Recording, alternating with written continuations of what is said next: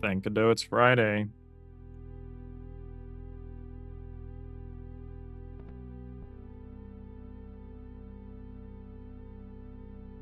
Hello and welcome to episode 31 of Party Wipe. We're working on a roguelike deck builder where you draft an RPG party. Hey Fender. Hey Nanigans. How's it going? Sorry, I'm still finishing my... for some reason, I didn't make my breakfast today until like 1 o'clock. I was so preoccupied at work. Or preoccupied with work, I guess would be the better way to say it. Forgot to eat. But I've got my coffee. I got some toast.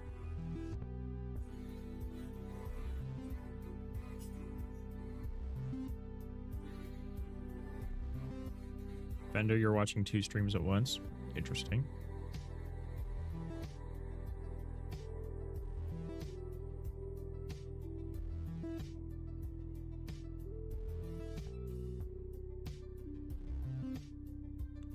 Seems like it would be harder to listen to 2 streams at once.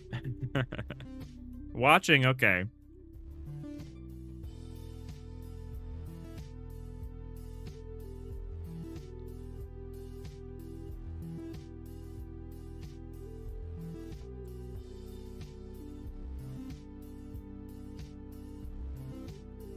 All right, where we're currently at, I think. Hold on. We'll let Godot cook a little bit here. There we go. So undo redo is like done. Save and load. Except for the, you know, actually saving it to disk thing, which for this initial build we don't want to do. This initial build we're going to do like saving to the web, which I need to look up a little bit more how we do that. It's not, I know it's not hard. I just haven't looked at the specifics. But yeah, undo redo is really easy now. It's still not clean in terms of like, there's a lot of stuff. I wanna, every bone in my body is like, let's clean this up. But I'm like, I don't have time. I know I don't have time. We gotta move on and do something else. But we can undo, redo. Playing characters. We can undo, redo. Playing cards. You can even undo, redo leveling up cards and stuff. So undo, redo is good. Save and load is good.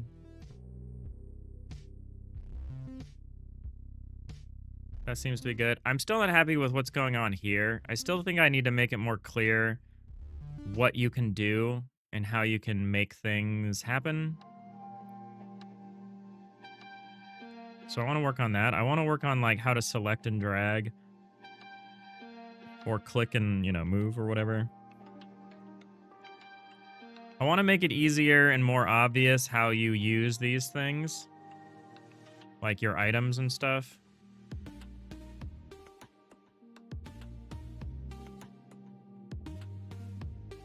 Right now it's not super clear. I have this act button that I kind of want to do something with. I also have this up here. I kind of want to take the buttons off of these. I only have them on move and act. I still might want to show something, but also you can see I'm clicking through the card. I need to clean that up a little bit too. You shouldn't actually be able to do anything at the edge of the screen here except for deploy reinforcements, and that's something we can handle separately. So yeah, I need to work on this stuff. I'm gonna disconnect some of these, the buttons here and here. I don't know what to do with them yet. I think I'm gonna look more at like click and drag and move and try to do some more contextual stuff. Make it a little more clear what you're doing to the player. You're learning Python because Lua was too hard.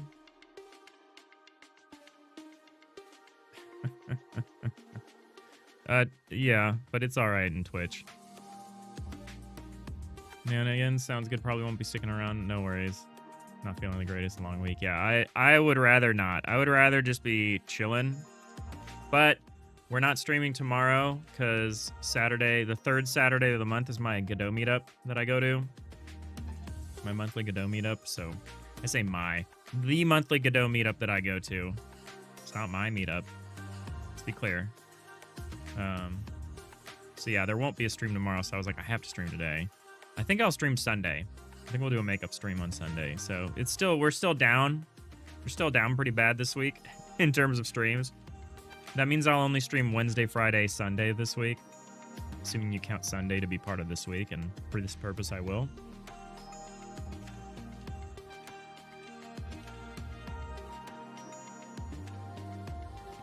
Hey Commander, how's it going? Why are you learning Python, Fender? I mean, not that Python's a bad thing to learn. I'm just curious. Or Lua. Lua's cool. Lua's cool if you're doing modding. I'm sure Nanigans could tell us. I mean, Nanigans said they're leaving, but when Nanigans is here, I'm sure they could tell us lots about modding Lua. Yeah, I want to reduce the boundary so that your cursor thing doesn't show up on the edge like this. It'll only show up in here. I think that's fine, because all we really want to do, the reason why I want access to the edges here is because if there's a door, like when we're in deployment time, we can deploy here on like the left third of the screen. That's like our deployment zone. Enemy's deployment zone is the right third. But once the match starts, and like let's say we're on like the next round of combat or whatever, and then I pull like a ranger card or something, and I'm like, oh, or my knight dies and I've got some other people and I want to reinforce with another player character. I think I'm only going to let you reinforce onto the edge of the board.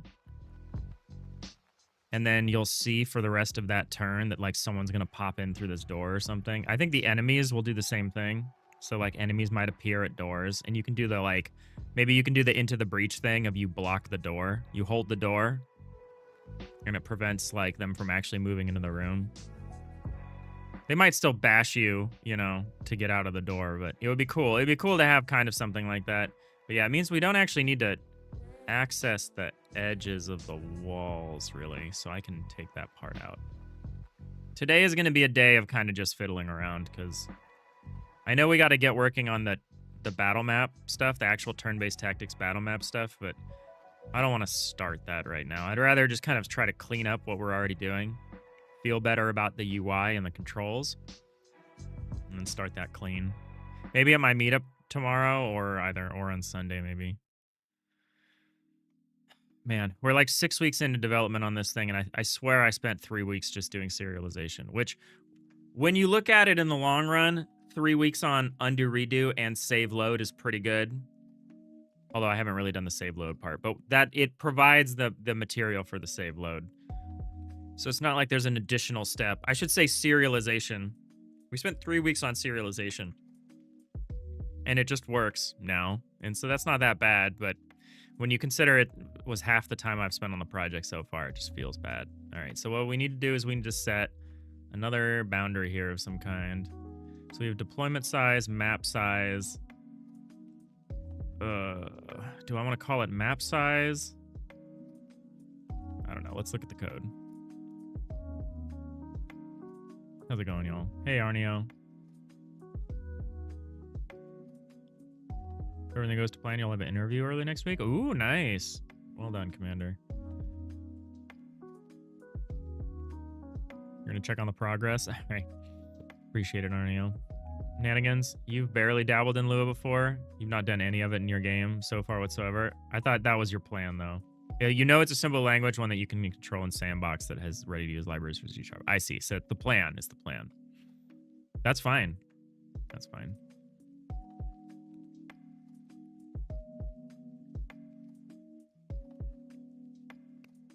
Yeah, good luck on your interview, Commander.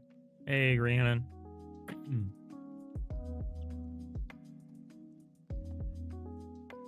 I love how 5 people have joined the chat so far, and there's only 3 colors.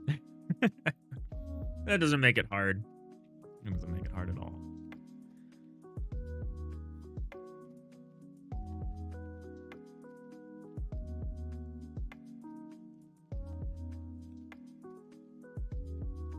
If you could all organize yourselves to be distinctive, that'd be great.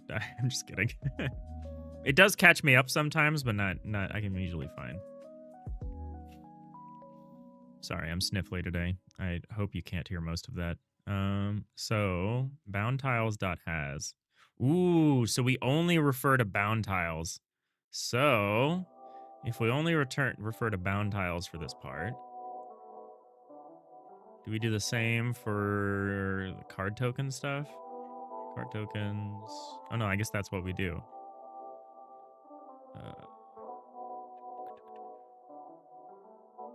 Deployment zone has. Okay. We'll have to change this eventually. Bound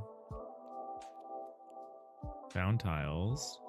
So do we only use the map size thing? The map zone dot has point, whatever. Map zone. We only use this in this branch, huh? Okay.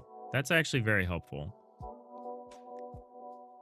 So I can just simplify the map size. Or I can just shorten the map size 10 by 7. And that should do what I want and have no side effects.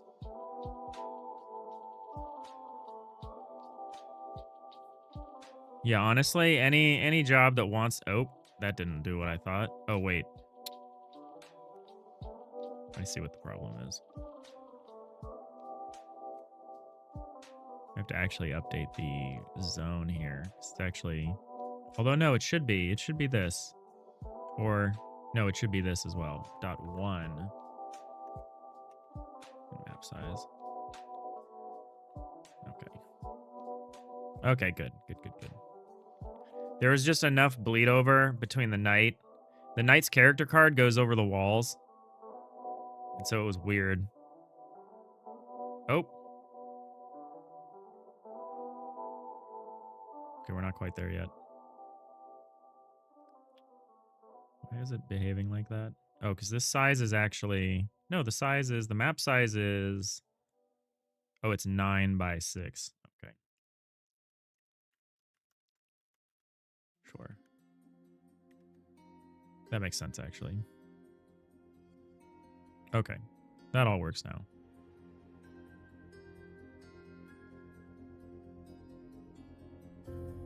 Because, yeah, we actually come up with a list of places you can play a card. And we use an auto tiler to define those spaces. So if I undo this and I... So this is like an auto tiled zone that we can deploy to, because it's like we don't... This character doesn't exist yet. Like we don't have a knight. So we can play a knight like this.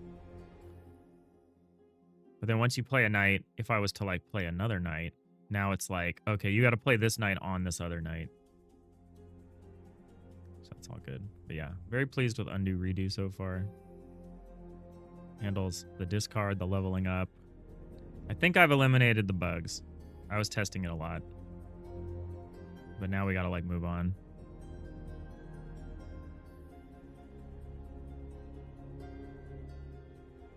cards go back into your hand exactly the spot they were. We're doing okay with that. But yeah, what I still don't love is this part of the interface, like the items and figuring out what you can do. Because it's easy enough to like click and drag your character and move them around. But it's like, what if you're an archer and you want to attack without moving? So if you click drag, if you have movement, it should probably default to movement. If you don't have movement, it should default to an attack or an action. But like, which of these does it default to, right? It's unclear. It's unclear. Probably primary hand, the main hand, would probably be the default if you've got one. And then it's like, what do you show in attack? I need to rethink some of this.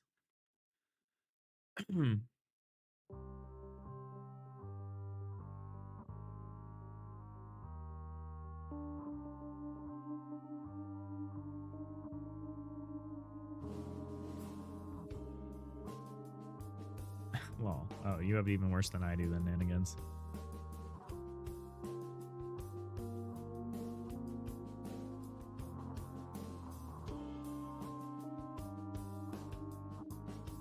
It's kind of cool, Rhiannon.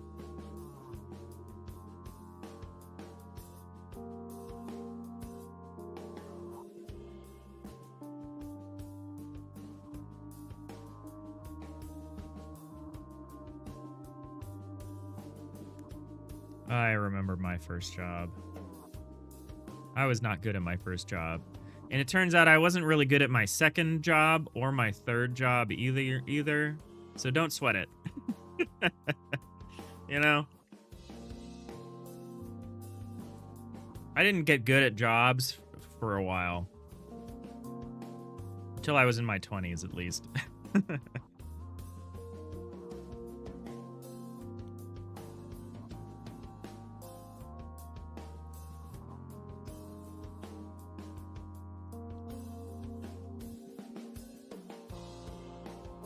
I am feeling overworked though, which is part of the reason why I've been skipping streams and part of the reason why progress hasn't been as good as it should be.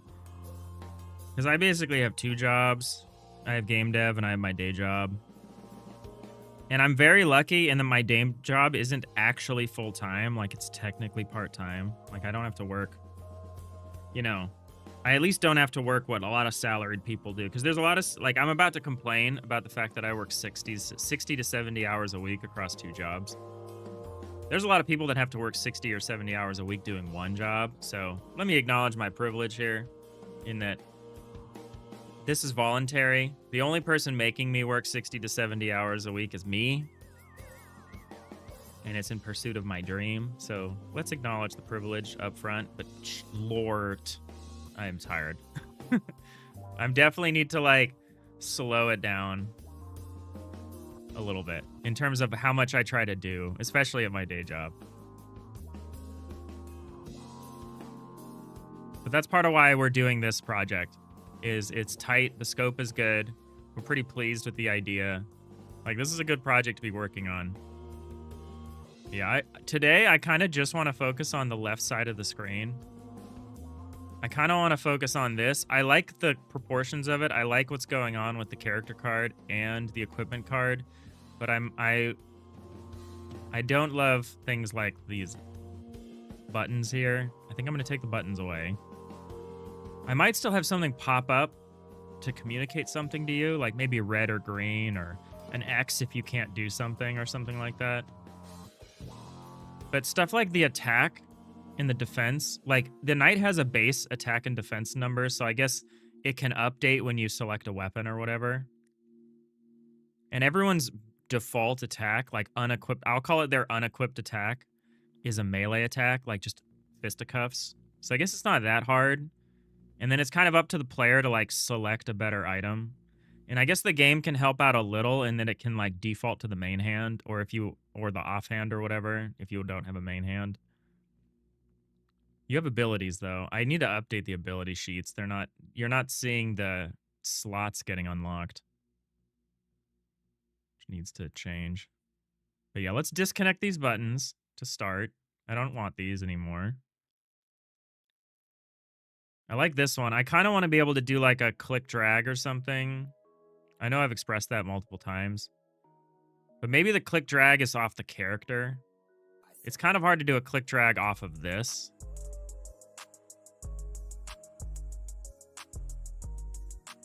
But I guess I technically should support it. I think I need to make select on button down, not button up, if I'm going to do this. Well, no, it has to be button up or it'll get confused. Although we could do the drag threshold thing, like the way the cards work.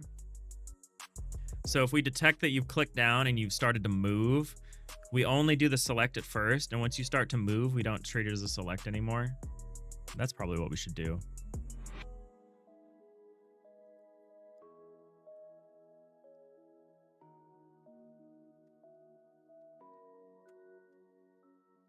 Yeah, just keep your head down, Commander. There's always a period where you're the new person at work and you kind of got to get a feel for the dynamics there, and that's always hard. But, you know, you just keep your head down. You'll probably be fine. We believe. You'll be a captain in no time. Yeah, you'll be back, Captain Apollo. Someday, you'll look back on this. You'll be like Commodore Apollo. You'll be like, ah, the early days, the easy days, the halcyon days. See you, Nanigans. Thanks for hanging out. Have a good weekend. Take it easy. It seems like you're probably more overworked than me.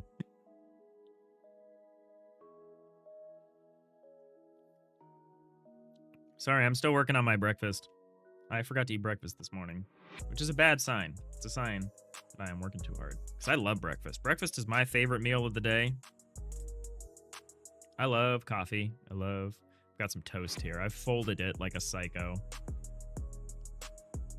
Kind of embarrassed.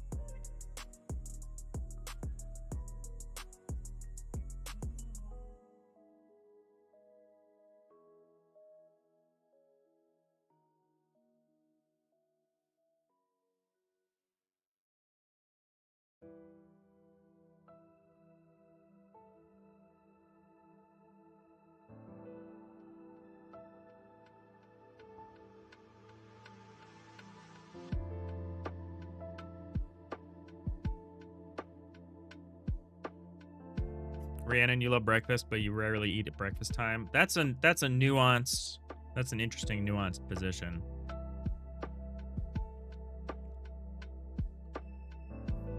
Psycho Who's American.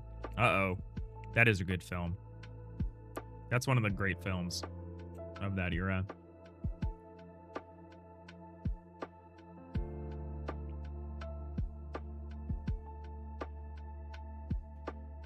Why, yes, Alan, it is.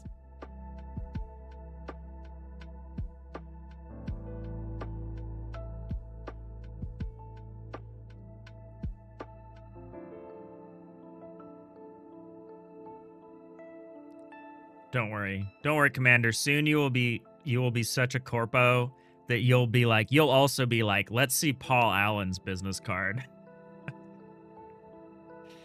That'll be what you care about. You'll be there before you know it. All right, I'm just gonna delete these. I don't want these anymore.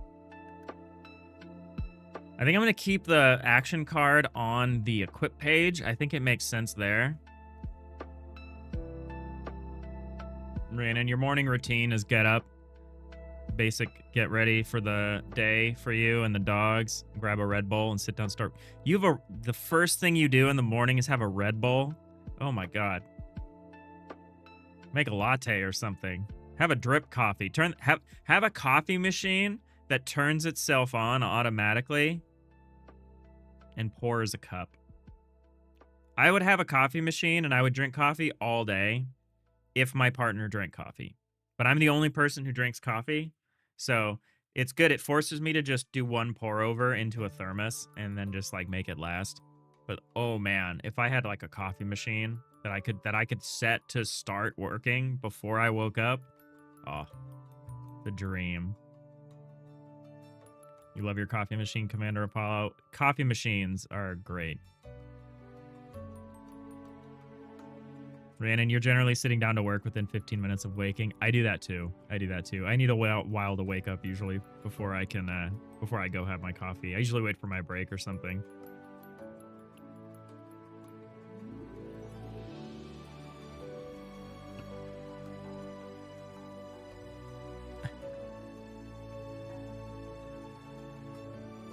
Paulo's gonna come back here saying things like, let's circle back and touch base on our synergies so we can leverage our core competencies, move the needle on key deliverables, drive actionable value-added outcomes going forward. Oh my god, that was dense. Yeah. Yeah. Hey, Peter. How's it going? I'm gonna need to stay on Saturday. TPS reports.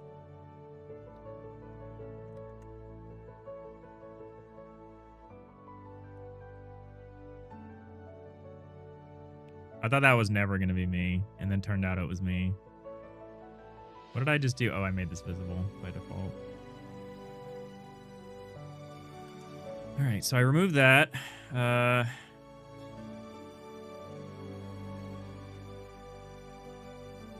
Hey, Nix. I saw your hydrate earlier. I didn't miss it. How's it going? Oh, you still got your streak. Very nice.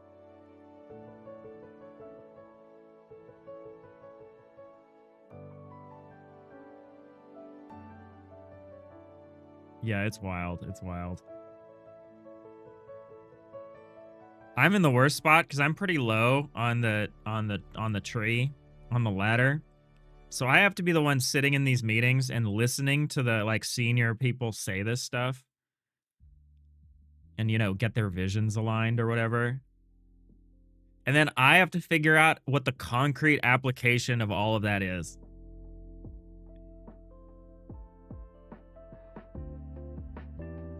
Because if you're high enough up, you can just live on that stuff. You can just float along on like top level thinking and you don't have to worry about the details. And then you tell someone you're top level thinking whose job it is to implement it, and they're just like, I guess we're starting from square one here. There's a niceness to that. There's like a self-sufficiency and like a there's something to that, but oh man, is it hard? Because it's also your fault if you didn't correctly interpret what their strategic vision, how that was supposed to translate into the tactical reality. Still somehow your fault. All right, let's get rid of this act and move button. Do we use these anywhere? Yes, we probably have a on something. If toggled on. Oh, neat. Okay. So that's where that hook is. Okay, I got rid of those buttons. Let's see if we have any errors. Nope, doesn't look like it. Nope. Okay, no more move and act buttons, which is good because I thought that was like super inconsistent. And in fact, I'm still worried about oh, I don't like what just happened. I had this selected, then I pulled this, it deselected. Oh, you know, that's okay. Actually, that's correct. It just popped back up so quickly I got confused. So I do want to do this thing where you have this like token. Like if I've got my spear selected and now my cursor's over here, I kind of want to see the token. And I kind of want to see like a radius in which I can use it.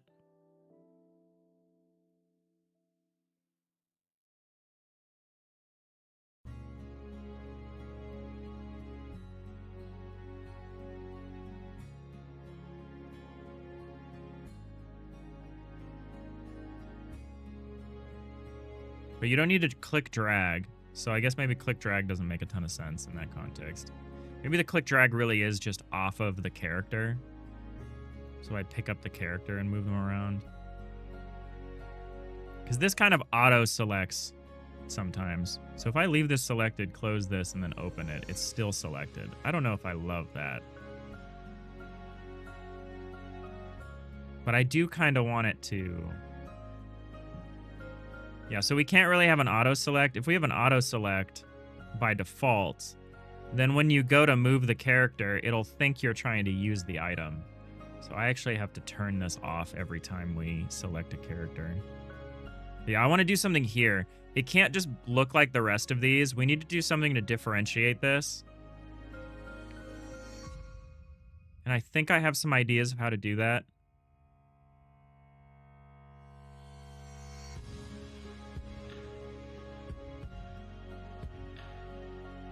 But yeah, I think I'm okay with having this be kind of the indicator of whether there's an action. We can like gray it out if there isn't.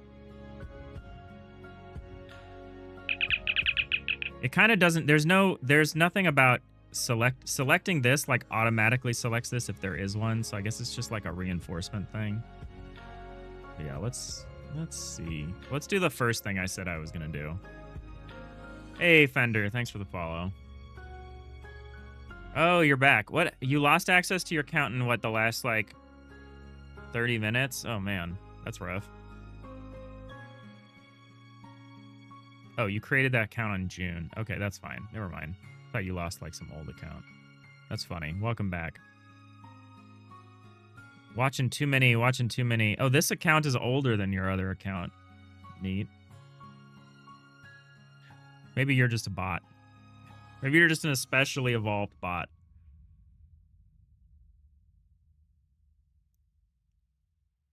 Anybody climbs the ladder high enough to employ you, let you know. I will. I'll let you know, Arneo.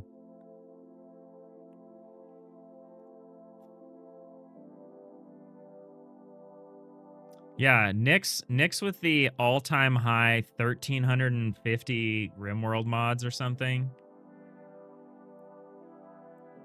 How's that going? Last time it was around 500 or something. You absolutely set a Guinness Book of World Records.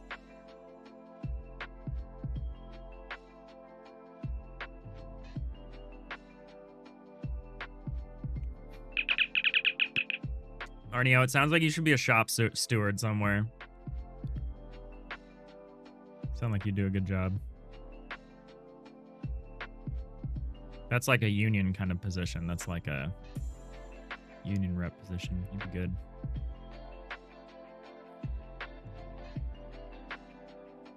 See how you were watching 2 streams? Went too well. Yeah, your account's like split. You can watch 2 streams with 1 account, I'm just saying.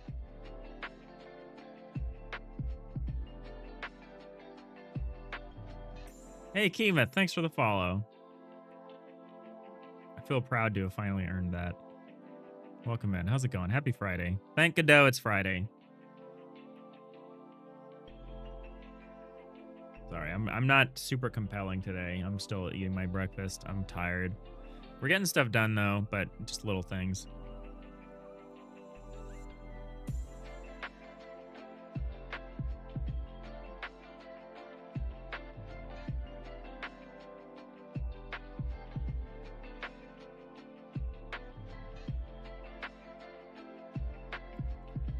Bender, did you get your other account suspended indefinitely? Hey, thanks for swinging by, Commander. Good luck. You watch the streams a lot. You don't know why you haven't followed until now. Yeah, no worries. I appreciate it. It's that much better if I have to earn it, right?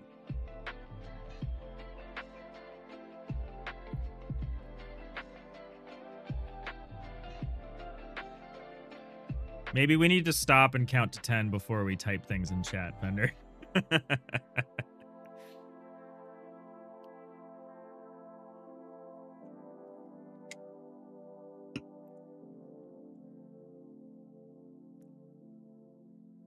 Hey, the Stoned Python. Excellent named. Excellently named. That's fun. I don't know why that has an image of me. I just picture like a Medusa snake that's been turned to stone.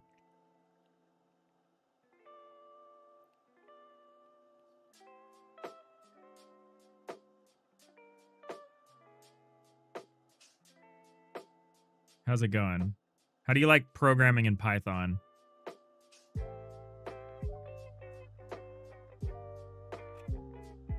I pictured Jon Stewart being like, but have you programmed in Python on weed? That's a deep cut.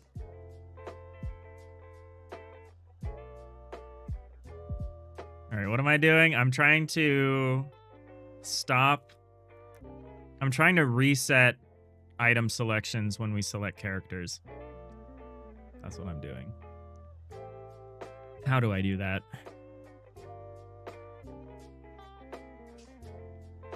Who even selects us? It's probably the environment map.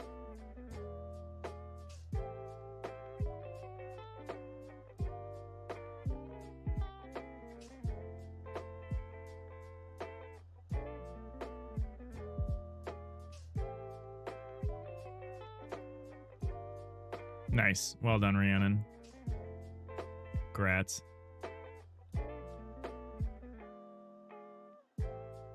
Oh, is he returned to exact vengeance upon you? Have you wronged them in this other channel?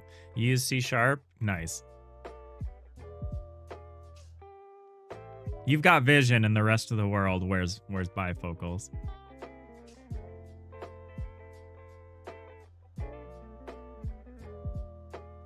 You're probably fine, Fender. This is hallowed ground. Can't do anything here.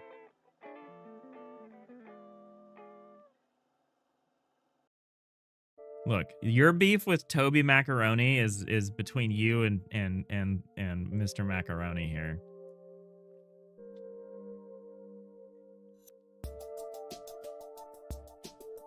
All right, so what do? I go down here. Selected tiles not set. Selected tile. Character fig unselected. Character fig selected. .emit. All right.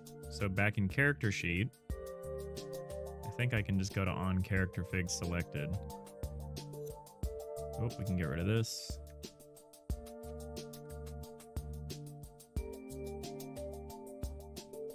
Oh, we can also get rid of this.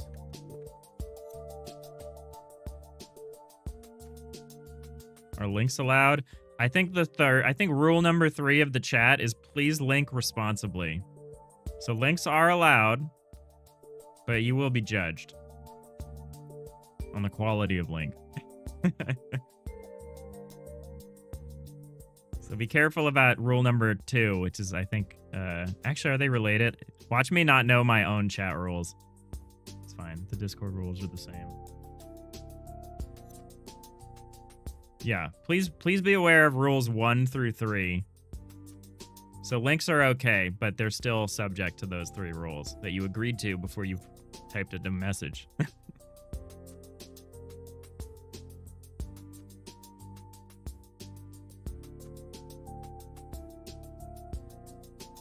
What have you done, Fender?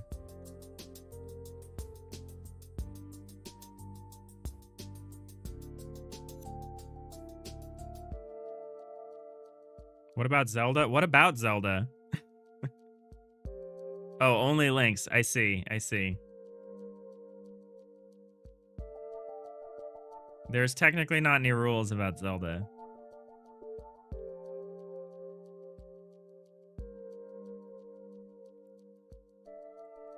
And per the standards of contractual law, any ambiguity is read as you know, is the fault of the what do you call it? The drafter of the rules. It's my fault if I've left a gap. But you'll see. You try some stuff, you'll see how well I uphold the rules of the channel here. What am I doing? I'm trying to see where we do our on character fig selected. Who actually listens to this signal? I guess I could have answered that myself. Oh no, I couldn't because this is dynamically loaded. You know, it's probably the environment manager. Card token, character fig selected. Oh, it's the party manager. That makes sense. On character fig selected. If selected character. Selected character dot character. So no matter what, as long as there's a character selected, what we need to do is we need to unselect that character's equipment.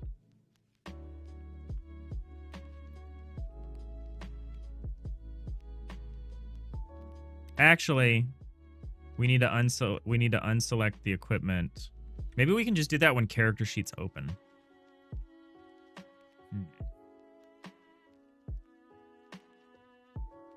Do rules apply if you Undertale? Yeah, I don't. IMDb. All right. At the risk of my sanity here, I'll check this link out. The fact that it's an IMDb link makes me think it's okay.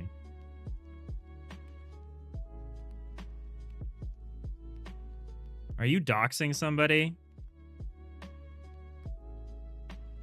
Because that's maybe not okay.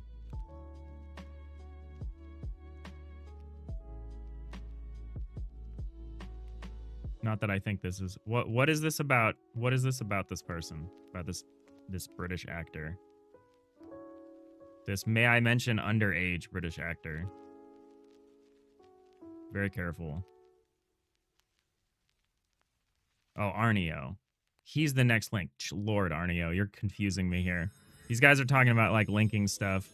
And then you send me a link to the IMDb page of an underage British actor. And I'm like, what's happening? He's the next link. Okay, in the Legend of Zelda movie. Okay. Lord.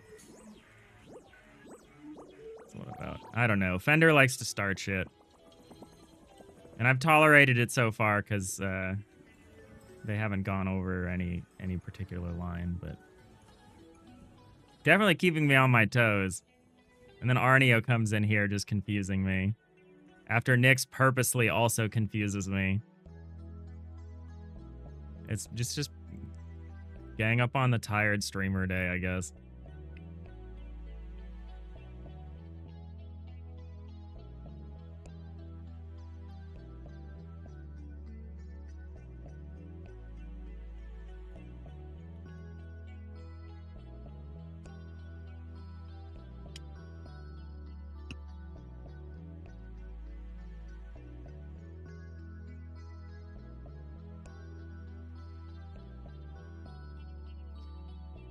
Your jokes require more context. So streamers, much like AI models, suffer from context rot.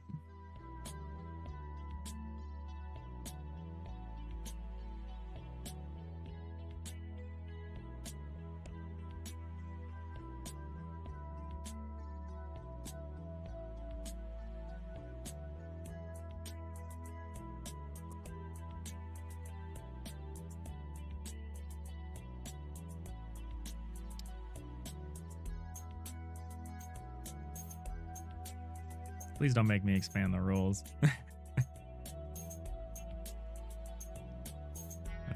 Let's see. I wanted to undo it when we did the character sheet open. How would I do that? Character sheet. What do I need to do to select or unselect a character? An equipment page here. I could just say selected equip is null after making it not visible. Or actually what I can do is I can toggle off a button. That's actually way better because I don't want to reach across these scripts from one script to another here and be like, and start triggering their internal stuff here. I just want to do something easier. So what I could say probably is, well, I need to know what F.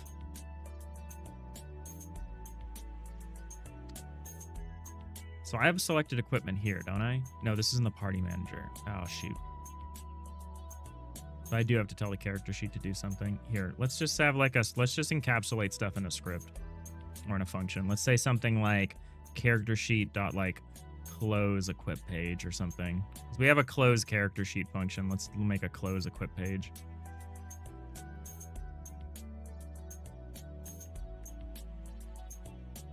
Func close equip page.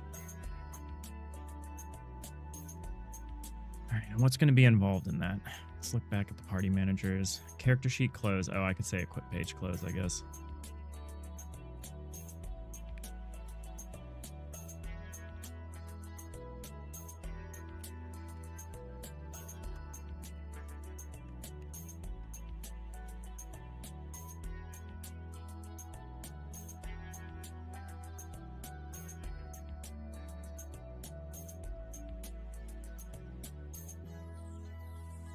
All right, I'm going to remind everyone of rule number 1. Just be excellent to each other. Followed by rule number 2, which is keep it on topic, no spam. Followed by rule number 3, which is please share links responsibly.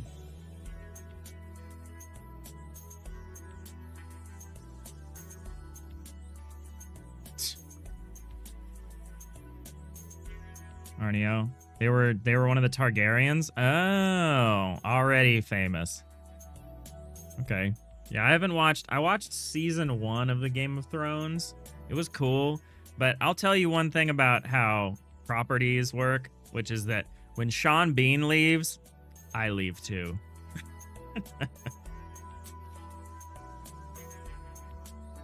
Which is rough. There's a lot of movies I can't watch if I follow that rule. There's some exceptions. He's dead, Jim. There's some exceptions. I don't stop watching Ronin when, what's other good examples? Equilibrium, Ronin, Equilibrium, spoilers. GoldenEye. Sean Bean is typecast. Lord of the Rings. How did I miss the Fellowship? That's like the most famous example, right? Poor Sean Bean.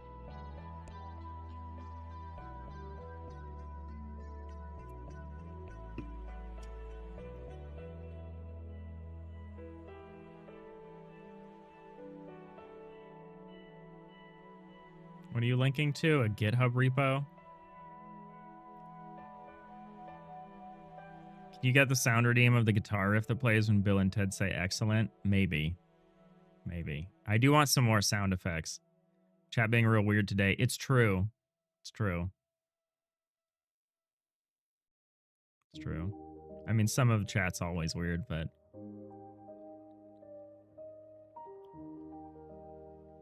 yeah, spoilers for the actor who famously dies all the time. Yeah, famously. He's so excellent, though. All right, so if we close an equipment page, what do we do when we close a character sheet?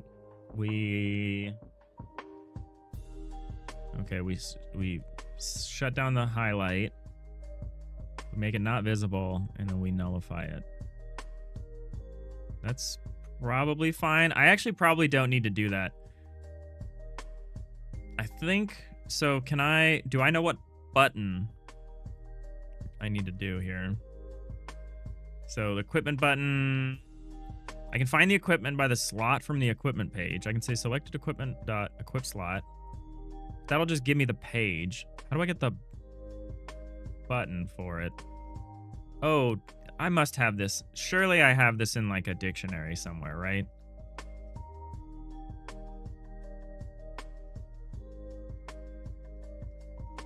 Equip frames by slot. Yeah, okay, that's the button.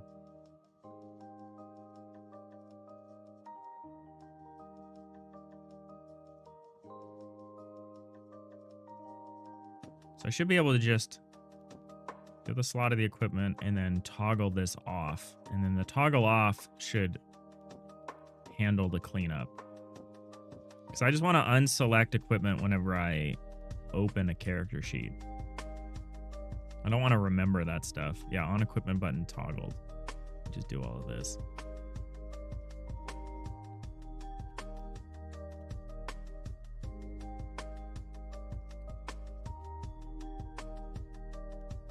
Okay.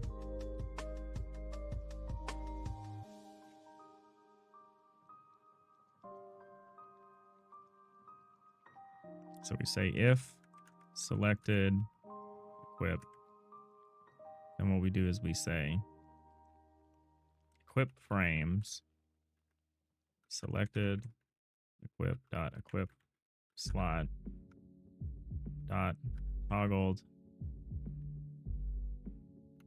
equals false. Oh, that's a constant. Is that toggle mode? Emitted when the button, oh, that's a signal. Pressed. No, is pressed. Was pressed. I never remember how buttons work here. Press.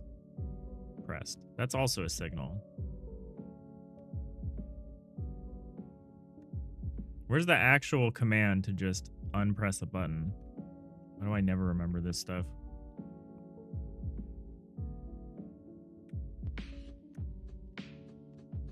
Space button. Methods. Toggled. Why are you yelling me that this is a... Oh, toggled with an underscore. I could also do a set press no signal.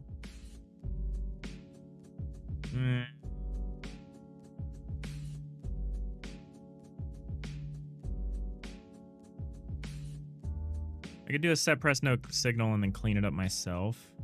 That's fine, actually, probably.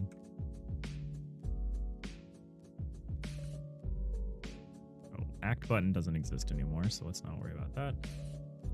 Oh no, that does exist. All right, we're gonna do this, and then we're gonna do this ourselves. We're gonna say set press no signal. False. The rest of this stuff. That should be fine.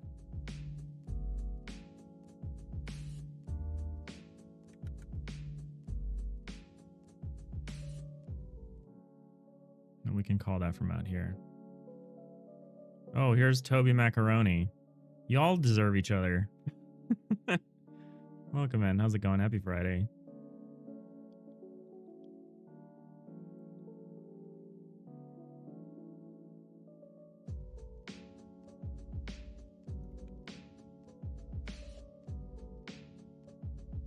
Hey, Jacob. What's up? Oh, Toby Macaroni's account was created 33 minutes ago. Suspicious.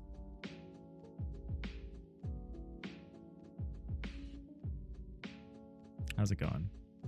How do you like being on Twitch? Hey, Jacob, it's Friday. Thank Godot it's Friday. Hey, Boolean. How's it going? How's the incremental game going? I feel like we've both been working on a side project for a bit here. We're making progress. It's slow, but we're making it. What was I going to do? So when we open a character sheet, I am going to say character sheet.close.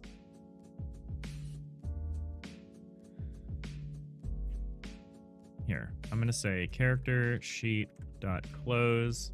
.equip page close. Call that first. Then we can do all of this visible stuff. So we'll handle it at this junction. That seems fine. Will that do what I want? Probably. Slow, consistent progress. Exactly. No, we're definitely not pro AI here. Generative AI here. Toby, don't worry.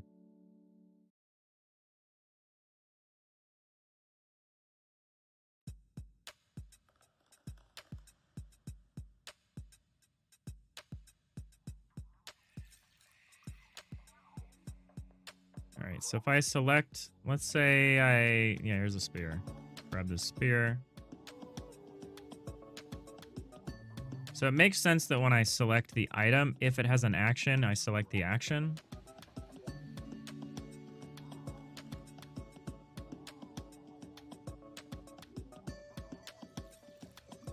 And then if I have this selected and I unselect this and then I reselect it, okay, I've unselected the item. That's what I want. That's what I want. So that if we select a character, it doesn't matter if we'd selected an item before, we're free to move them. We're not in act mode, we're in like move mode. Because if we have an item selected and it has an action, we should now be in action mode on the board. So I don't want that to happen. Anytime I click the character.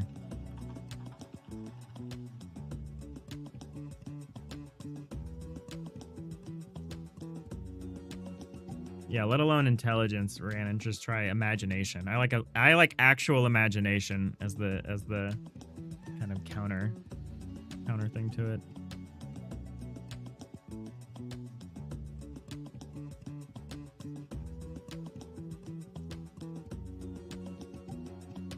But for these intents and purposes, intelligence is the same thing.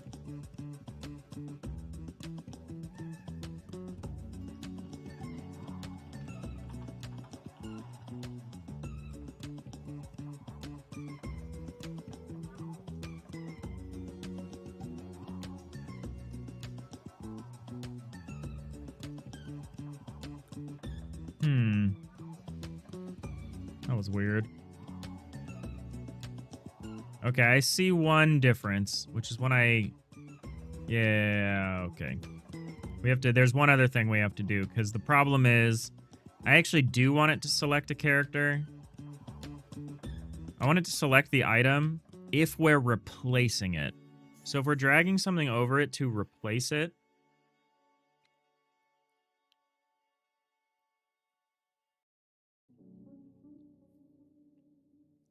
I do want that. Hey, Randall, how's it going? You're from the future. It's Saturday morning for you. Whoa.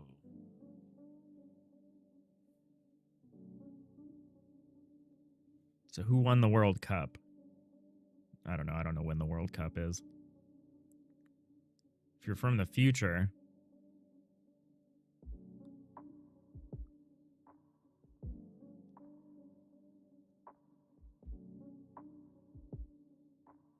And how big is the cup anyway?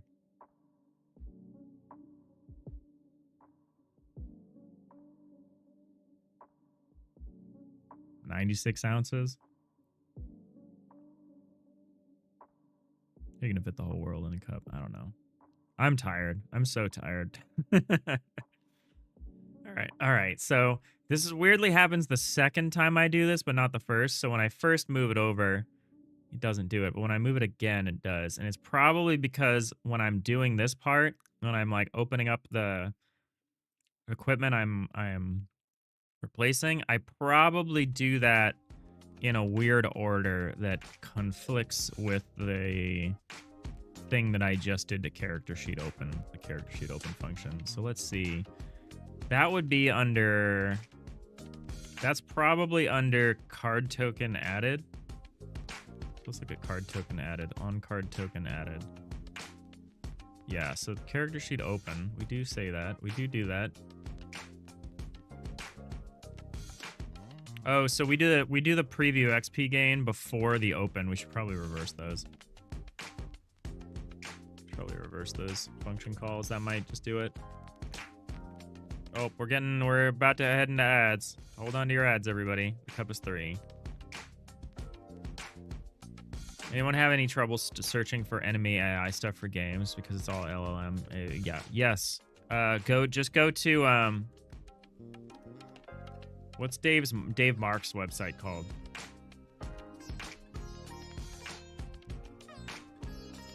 Dave Mark, Utility AI. What's their website called?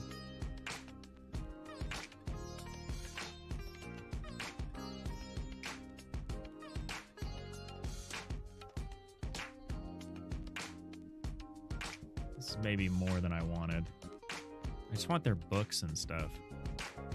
But it looks like they have a whole thing. No, where's his books? Game AI. GameAI.com. Intrinsic algorithm. Is that what I want? I just want some Dave Mark stuff. Is that it? Yeah, I think that's right. Okay, here's a link for you. This is Dave Mark's system, right? Just read Dave Mark's stuff.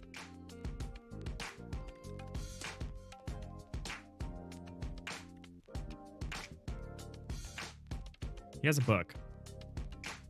The answer is just get books, I guess. All right, we're heading into ads. I gotta take a quick ad break. I'll be right back.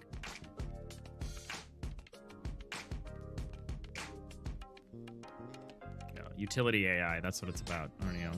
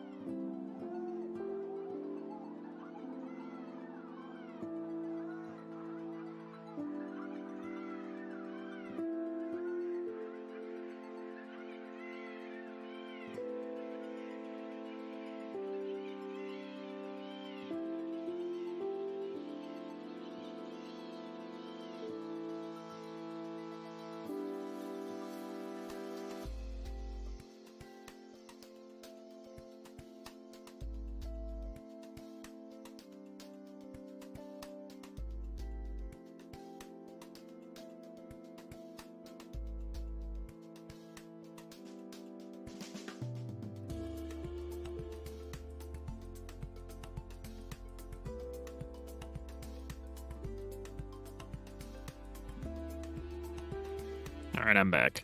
Hey, Cake Hug. How's it going? How's everyone doing? Hope you're having a good weekend.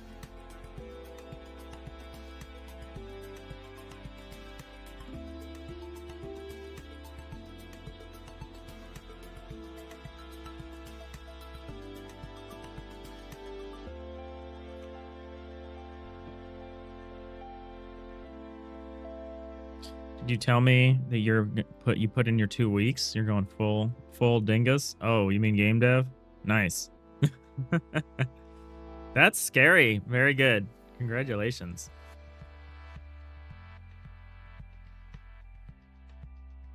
I would love to do that. Someday. Certainly not before I finish this game at the earliest, right? At the earliest. It's unlikely. Reality is probably can't quit my job anytime soon. Man, I would love to.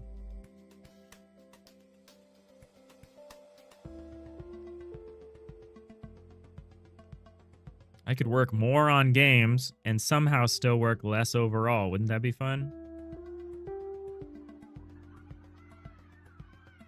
Okay, I have to keep reversing this preview equip card thing, I think, because we do a page visible highlight. We say if selected equipment, preview XP gain, equipment. Maybe this doesn't work the way that I thought it does. Selected slot.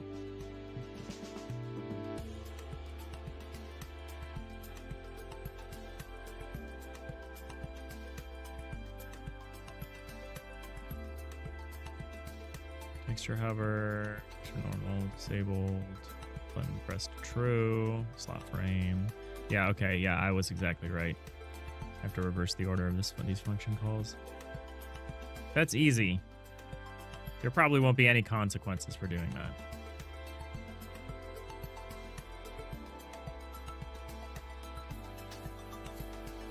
I might have to rearrange things eventually, but that's easy.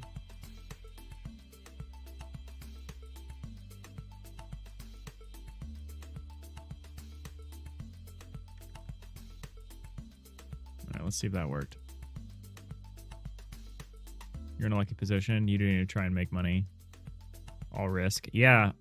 It's 100% risk, but it's also like 100% upside. So, yeah, it's very scary, but, you know, that's also the dream.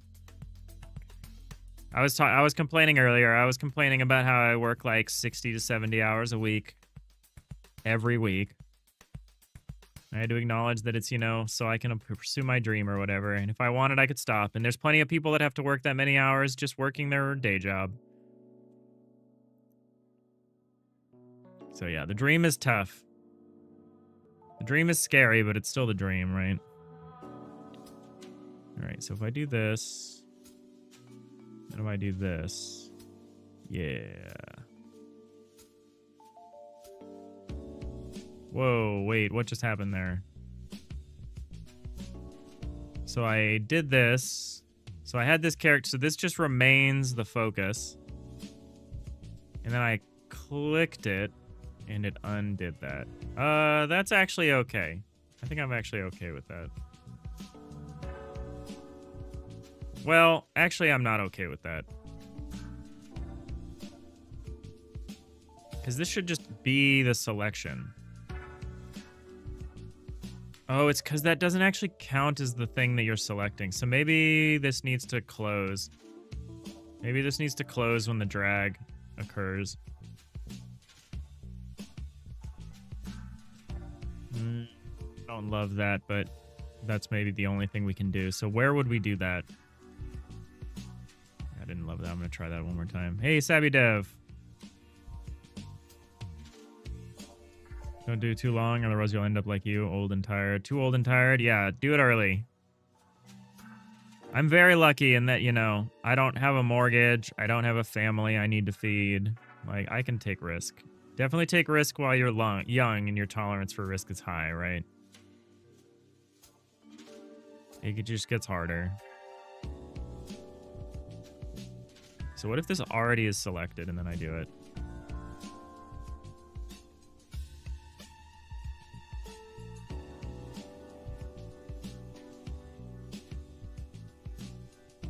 Yeah, how am I gonna manage that? That's definitely what we need to do, though. Yeah, because the selection gets cleared when I drag. It should also get cleared when I drop. Unless something very specific has happened. Hey, Brainoid. Where's Brainoid? Oh, there's Brainoid. Hey, Brainoid. You just put your Steam page up, didn't you? I feel like I just saw that somewhere.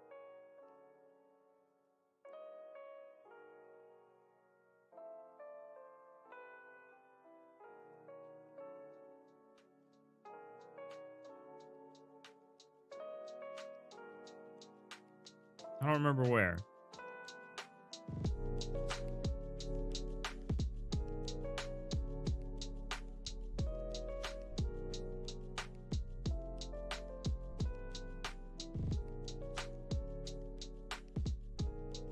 Yeah, it's good to have backup. Yeah, the irony, Rhiannon, is Thomas Brush's courses on how to go full-time as how he went full-time. So maybe the secret is you just need to write some courses on how to go full-time to go full-time. No, it's fine. Thomas Brush is fine.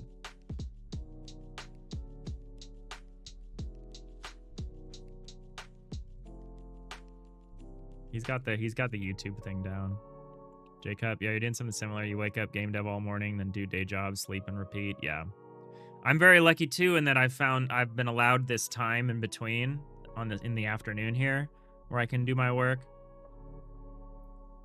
They like it because it means I'm available really early and really late. So I'm available first thing in the morning, and I'm available like after a lot of other people have stopped working for the day. But yeah, it does mean that I work pretty much at least 12 hours a day, sometimes more if I then go also do stuff at night, like game dev at night. I work 12 to 15 hours a day. That's hard. The remaining time is basically eating and sleeping. I'm trying to get more into exercise because I need more energy. I need like more sources of energy because I like literally can't do this. Still working on that though. Okay, so what I want to do is when we card drop, the selection it ends, except if we actually play something. So how do I know the difference between a card drop that results in something happening and a card drop that doesn't? I feel like I've done it in such a way that I don't necessarily know that, but maybe. Hey, Boolean, you're right there with me. 40, 55 hours a week regular job, then 15 to 25 a week doing dev. Or yapping on Twitch, yeah. Yeah, I acknowledge how lucky I am. My day job is technically part-time. Like I don't need to work more than 35 hours a week at my day job. I know a lot of people who have what's technically a full-time day job, but in actuality they're working like, you know, 50, 60 hours a week by default just to do their day job. I'm very lucky in that I'm protected from that. But it does mean that that's just more time that I should spend doing game dev. All right, so how are we going to handle this? So we have on card dropped. On card dropped is called down from the environment map.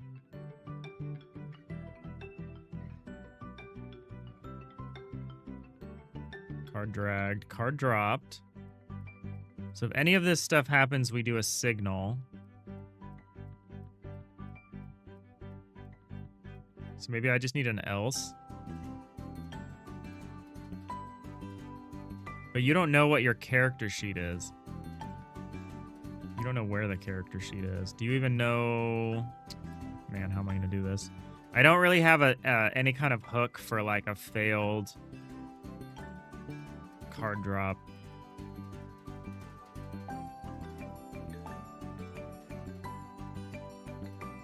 I guess what I could do is I could just close the character sheet no matter what immediately.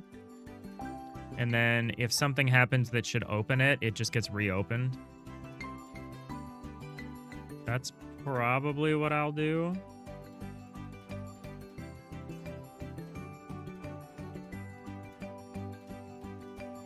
Well, wait, how do we know to like free a card then? Oh, wait, there's something else. There's something else to this that that doesn't make sense to me. How do we know? So like, let's say I did this. Let's say I did this, like I drag this out like this.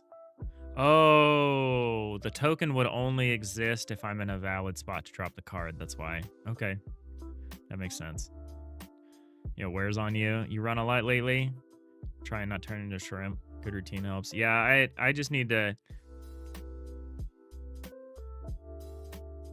make more time for it. I have a bike. I don't like to run, but I have a bike and I could bike more. My partner and I are trying to do more exercises. She's good at it. She actually goes to the gym and stuff. I'm not. I'll just do some stuff at home. But yeah, I got to do more. My current coping mechanism, which is to just like watch stuff and keep working, is not good. Sitting in this chair too much. I should stand more too. I should stand more. Yeah, so I guess the obvious thing to try is to just close the character sheet no matter what, but I actually don't know. I actually don't have the character sheet here. So I would need to have like a signal. Some kind of signal.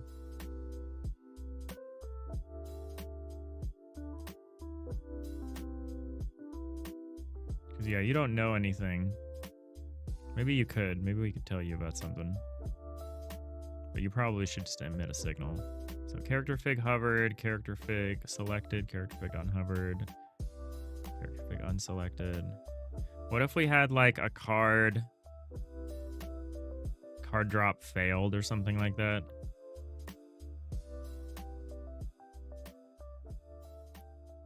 Could do something like that.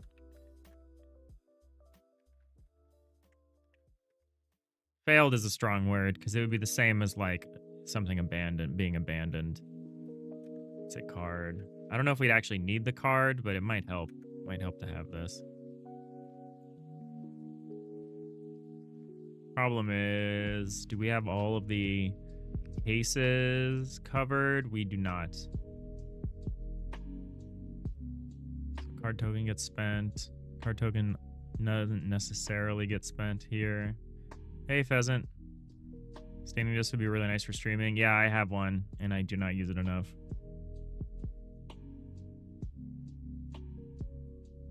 I'd have to break out of the getting tired from it. I'd have to be strong enough that it doesn't just exhaust me to be standing. I used to work on my feet. I used to work on my feet all day. But I'm coming up on like 5 years of like work from home on a computer. And yeah, my body is broken. It's unfortunate. You act like that was so long ago. It isn't until you start counting. It is, Pheasant. That was a long time ago, and we are old now. We stopped paying attention and we became old.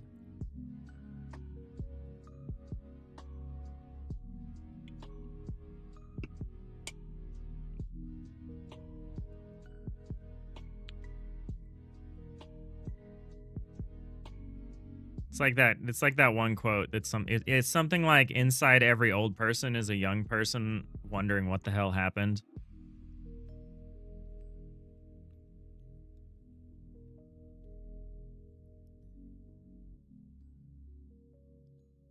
All right. So yeah, I guess what we're gonna do is we're gonna have to emit a failure signal. I don't know if we need the card, but we're gonna do it. So there's an else here. So that would be card drop failed. Aborted would probably be fine too. Card drop abort.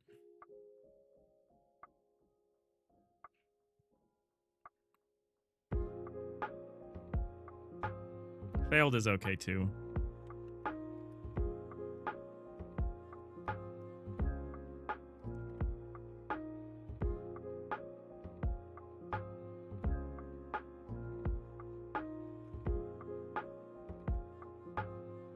All right.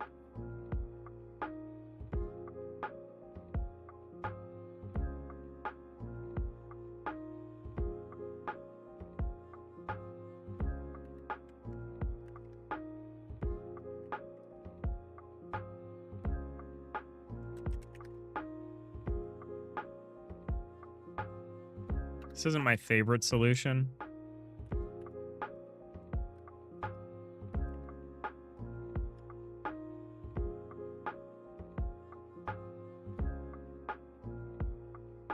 But it should work.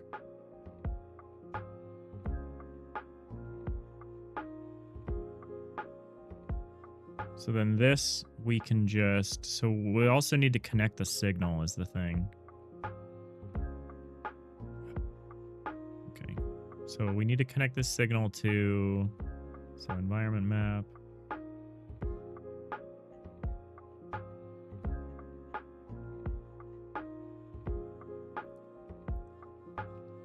So input manager.environment map equals self.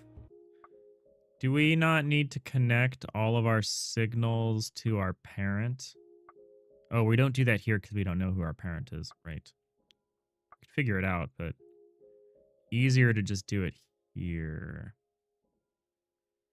So we can say environment map card drop failed. Dot connect.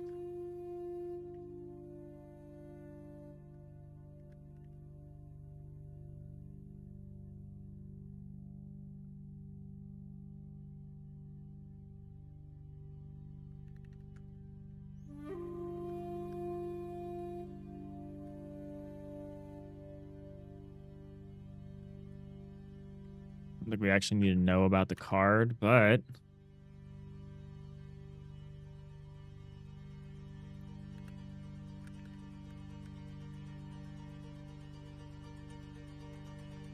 this is just a signal and signal relay situation here. Don't worry.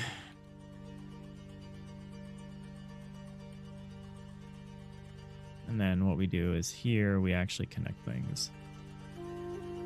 So this gets connected to the party manager, I think. We can just say, well, what do we actually say here? Yeah, it's a little sad. But it's, you know, it's the human condition, right?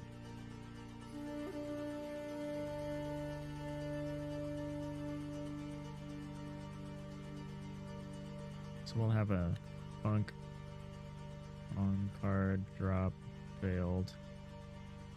Card void. I really don't need to know about the card, but maybe someday we do.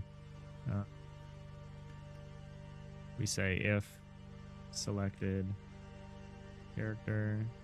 Actually, you don't count as the selected character, do you? Maybe you do. Let's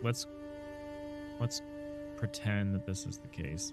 If it doesn't, this actually gets more complicated, but it helps because the card will help us achieve this.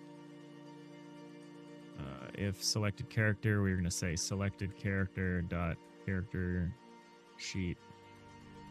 Oh, actually, we can just say character sheet close, huh? We don't actually need to know. Maybe this is fine. Character sheet close.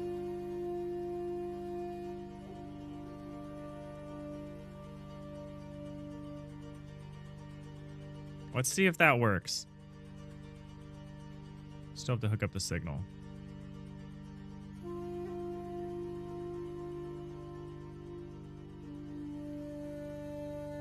How are we doing on time? Oh, just halfway through. Nice. Got lots of time.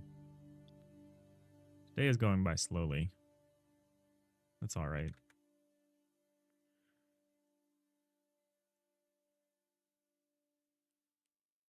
Oh, pardon me. I waited too long to have my coffee. It's not helping. All right, so we do this. We unselect this. And then we do this. And then we drop this. Okay. That's kind of what we want. But what if the character is selected? It's unselected whenever I card drag. If I play the card, it's now selected. If I unselect and reselect, that's undone.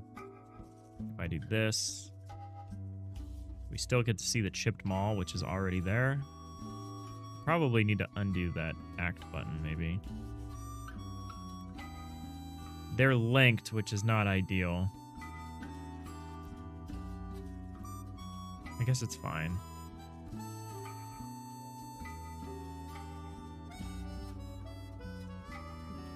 Then if I drop, everything closes. Then if I open back up, this is good. Okay. Okay.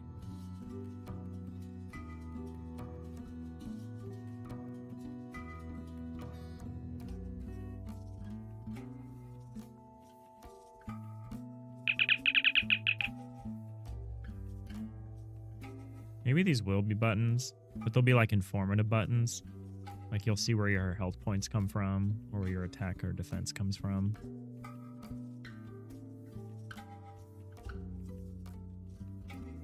I want this one to be special though, and I don't quite know how to do that. Maybe we just make the act bigger. Yeah, that looks good. Okay, so all that looks good. Now I'm just semi-unhappy with like the structure of the actual menu. Hey, 13 degrees. How's it going?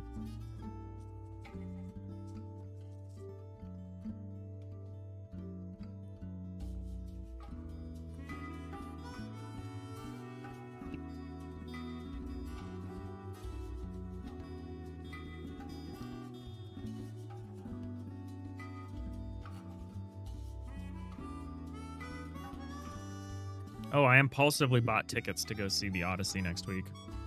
Well, I bought a ticket. I impulsively bought a ticket because I realized there was an opening in my schedule where I could go see it. Very excited. It's going. Props on getting the name right. Yeah, no worries. That's an easy one. If it was like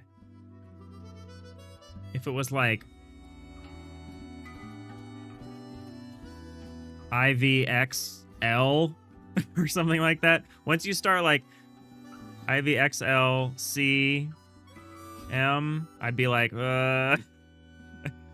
The subtraction is what gets you in Roman numerals. It's knowing that it's a smaller sign and subtracting it from the next one. People skip it or read it out like Z. Yeah, that was my first instinct, and then I counted the number of I's.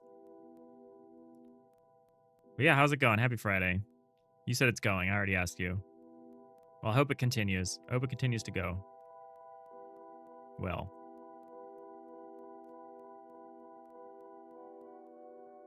We're working on a roguelike deck builder. We're working on the UI right now. It's kind of an unusual one in that the cards are the things and then the game is played on this board.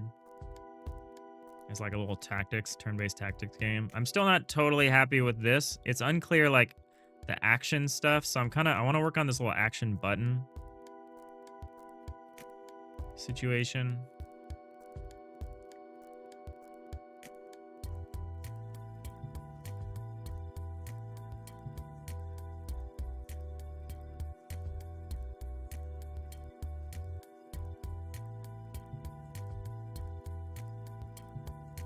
You could never bring yourself to go to the Odyssey. You're a writer along with many other things you do as a creative. You're extremely particular about respecting source material. I think it's hard to judge the Odyssey's respect of the source material until you've seen it, but, you know, there's plenty of things to do. Ready Player One was a favorite movie of yours for a while, then you read the book and you refuse to watch it now. Yeah, I never read Ready Player One, but I did watch it once and I regretted it. I've read the Odyssey, I've read the Iliad. You know, my screen name here is Digital Iliad, so I'd have some credibility issues, you know, if I didn't go see the Odyssey. But I'm looking forward to it. I like Nolan. He's not my favorite director. He does weird stuff. I liked Tenet. I guess I'm one of the, like, 5 people that like Tenet. I'm kidding. A lot of people like Tenet. The audio mixing is weird. I don't know why the audio is mixed the way it is in Tenet. It's very hard to hear. The whole movie sounds like it's in a bathtub, but aside from that, it's a good film. Yeah, I don't like the casting argument. That doesn't make any sense to me. I don't want to get into all this, but the Iliad is from like an era before Greeks got really ethnocentric is the way I'm going to put it. Like ancient Greeks before they got like really ethnocentric. If you read the Iliad, you will notice they have some weird things that they say about barbarians, but the Trojans are not treated as this other people. They're not treated with this. The Odyssey is also from a time before our incredibly polarized time, and people are being weird about it. I don't like the casting argument. I think it's being made in bad faith. I think it's being made in bad faith.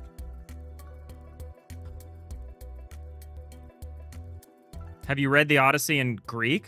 In ancient Greek?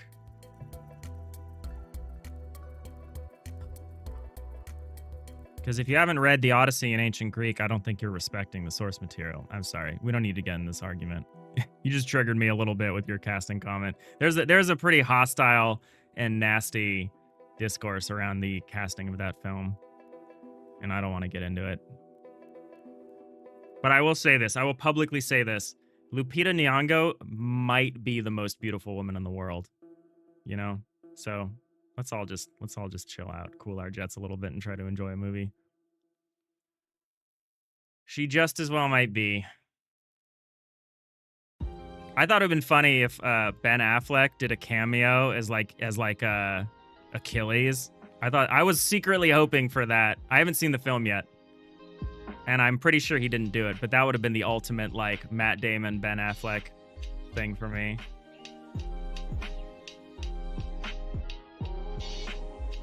But yeah. I'm sorry. You're new to the channel. I don't want to pick on you. You have your own opinions. They're fine. They match Elon Musk's opinions a little bit that he's saying about the film, but whatever. But that's just a publicity problem, right? That's just a... It's fine. We're a positive channel.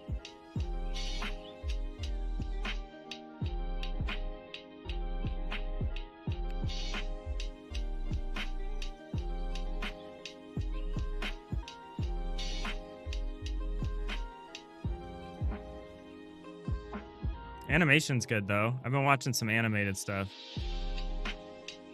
I've been watching a lot of older animated films. Man, that original version of The Hobbit from 1977, that is so good. Watched that a while ago. Really enjoyed that. What else did I watch? I watched The Secret of Kells. If you're a history-minded person and you like animated films, go watch The Secret of Kells. It's so good. It's crazy how good it is. It's incredible. I need to go back and watch it again because I had it kind of on the background while I was working. It's so good.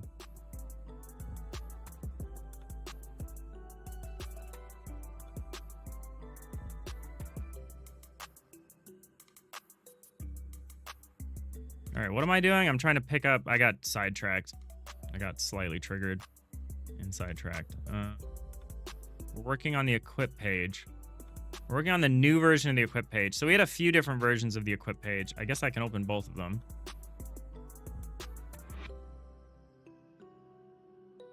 This is like an older version where I had like a different coins thing. But yeah, I'm really looking forward to the Odyssey. I'm seeing it in about a week. Seeing it, I think, Thursday. Very excited. It looks really good.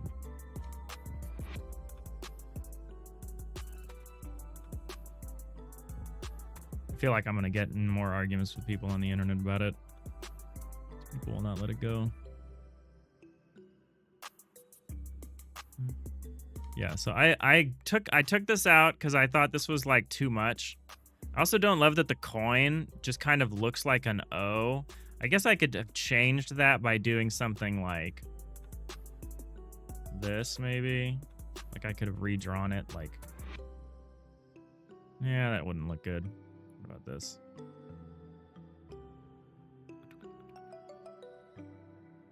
I actually don't know how this would work. Like this?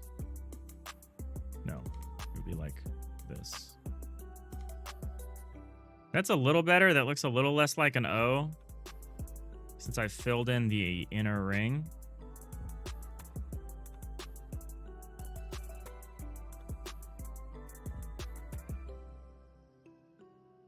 I really preferred this, but it's also kind of dumb. And I also didn't have a lot of room for like keywords.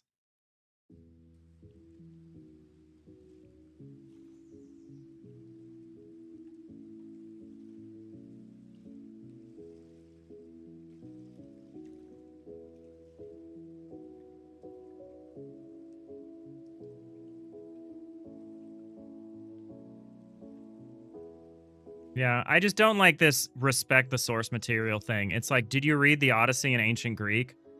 No, then you don't have any idea what the original material was about, right?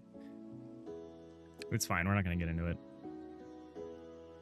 It feels like a dishonest, or not dishonest. It feels like a disingenuous. It feels like a pretext. It feels pretextual to complain about casting for that reason in this day and age.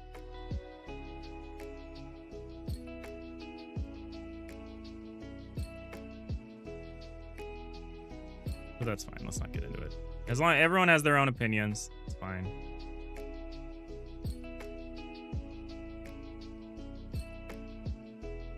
To be clear, I haven't read the Odyssey in the original Greek either. I just don't make textualist arguments about stuff because I know that some of my favorite authors, Italo Calvino, I've never read Italo Calvino in Italian. I can only imagine what he sounds like in Italian. His translators do a good job getting him into English, though. So I really love his style, and I can see the style.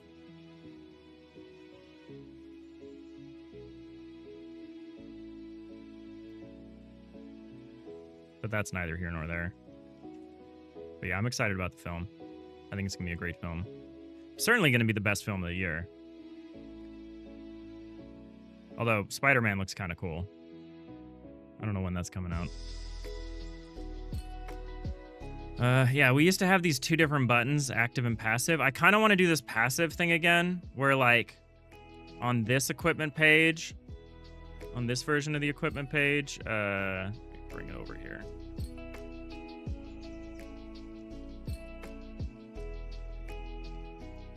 How do I get over to the first frame? The first frame is like inaccessible. How do I... There we go, there it is. That was weird.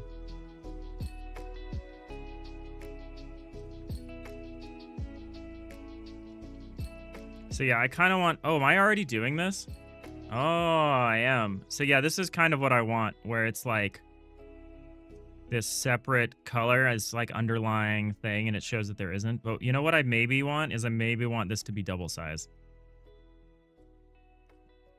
This to be double sized. I've also considered doing like doing something like this. Like doing something around it to like foreground it and show it, make it look like it's different than the other buttons. Because I guess that's my concern, is it just looks like one of the other buttons, but it's very different compared to the other ones.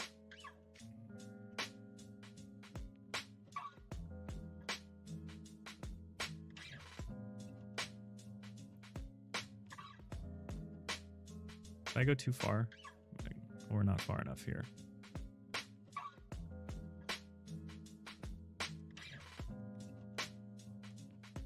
There we go.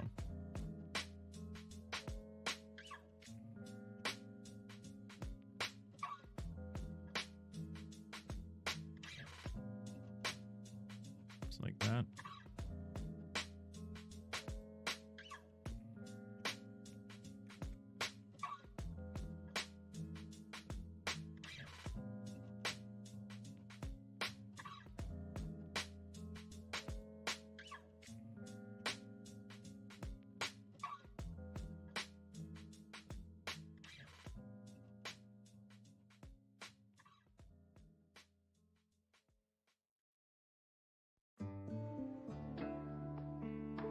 So I'm thinking about doing something like this.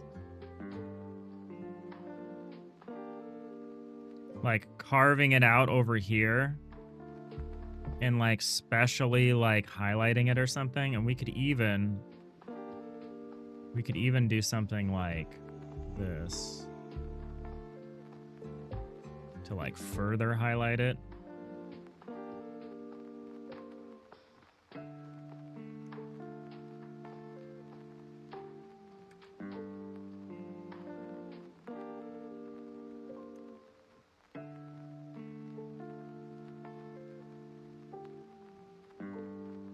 I don't love that though.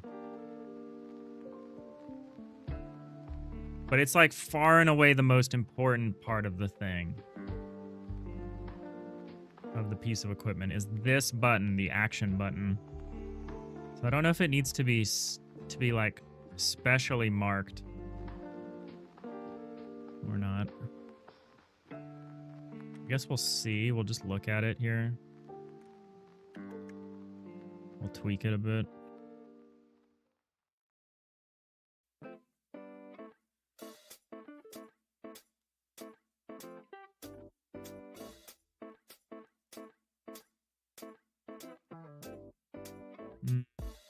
That doesn't do a great job of calling it out, really. Not really.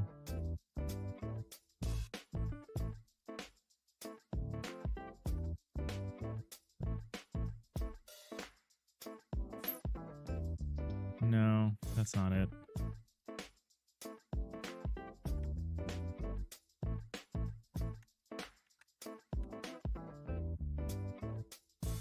However, I still think that we could potentially make this twice the size. Should be like this. Is this too big? It's arguably way too big. There's no negative space here. But it does fit. It does fit, though.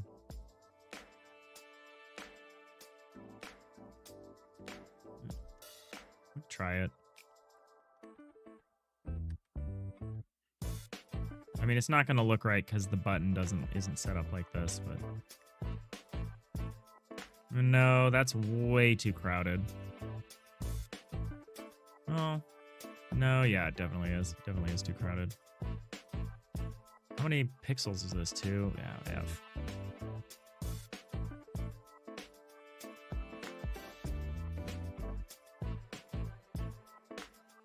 Yeah, I'm not sure. I'm not sure how to appropriately highlight this thing. Make this work. I like stuff like this. Like we could do a passive thing here. I need to think about how this is gonna work. I like some parts of this older one. Obviously, this doesn't make any sense. It was nice that the level thing was over here. And the coins were over here. Maybe we put the button here and make it huge. Because I kind of do like this coin thing. Because the thing I want to avoid in this game is I want to avoid numbers getting too big.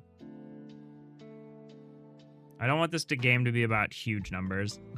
I want everything to be small. And value makes that really tough. If we break it all down and we just have one field for value like this, it simplifies it a lot, and it also means that like high level items will probably be like triple digit values. But you can represent like a triple digit value with single digits with this, with just like a coin thing. And actually this version of the coin looks a lot better. Where we fill in the center O, because this looks too much like 0. But if we fill it in, it looks a lot better. What if I do that to these two? I think it looks good. God, this one's bright. The other way. Be like this. It's a small change, but it makes a big difference. Still looks a little too much like 0, but I think it's largely excusable.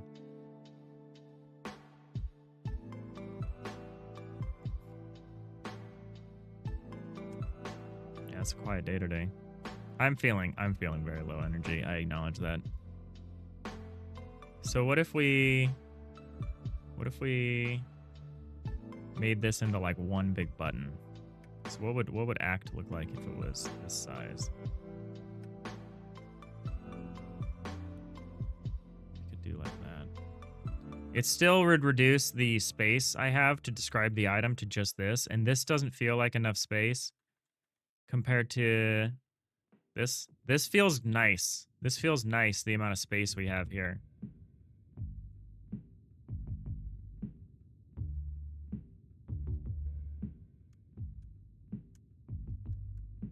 I think I should keep this version.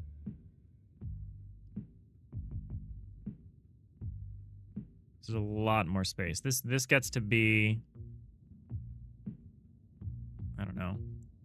Out of 160 pixels, we get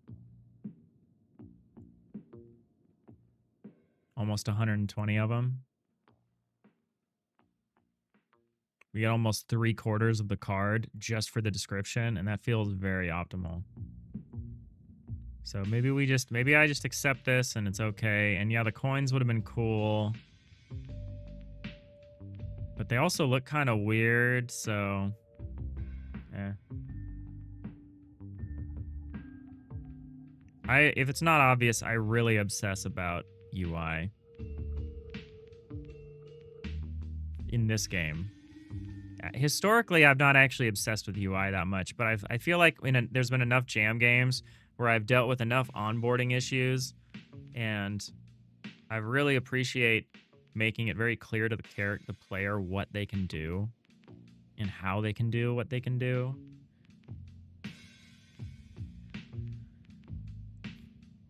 Which is why we've kind of obsessed over the UI so far.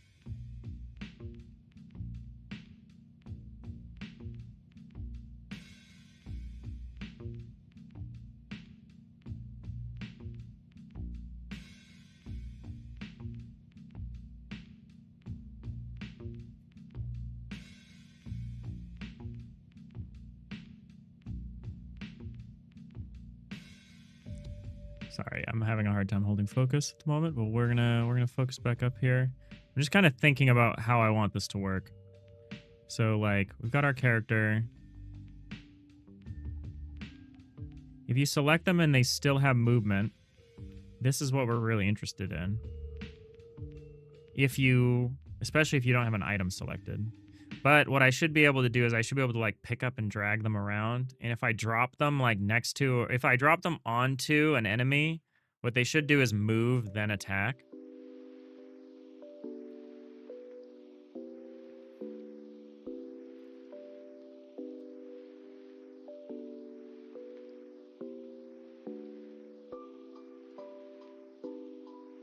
Should this be in the other order? Should it be HP, defense, then attack? Probably not, but the defense isn't really going to change very much.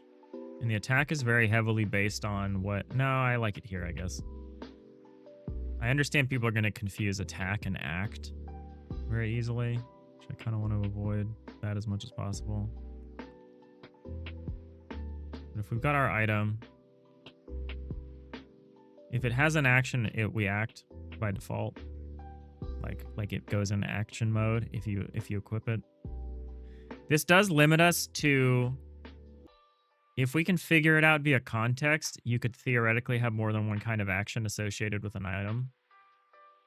But if you... It's going to be tough. It's going to be tough. Have you played Duelist?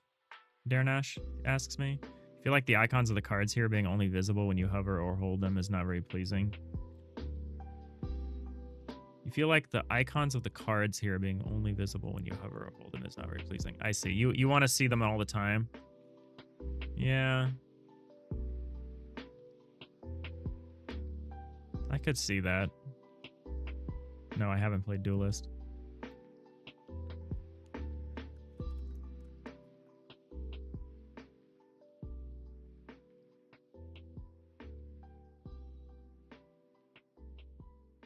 We've got Duelist 2 here on Steam. I don't know if there's a Duelist 1.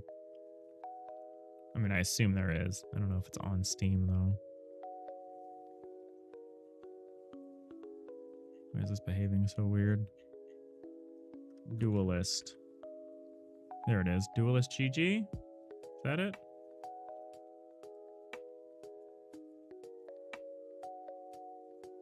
Oh, is this how you see the cards? They're like little items, icons down here or something?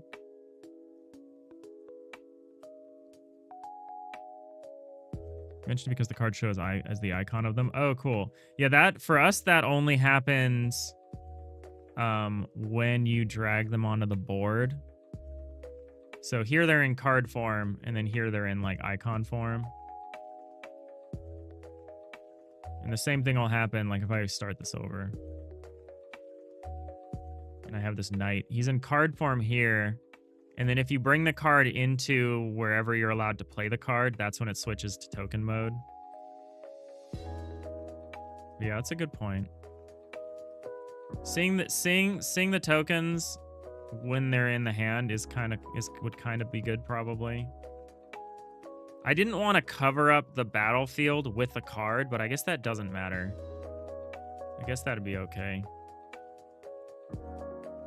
The reason I kicked it this far down is I want to use the walls, some of the edges of the walls, as respawn points or like reinforcement points. Like you can play characters only on doors at the edge of the battlefield.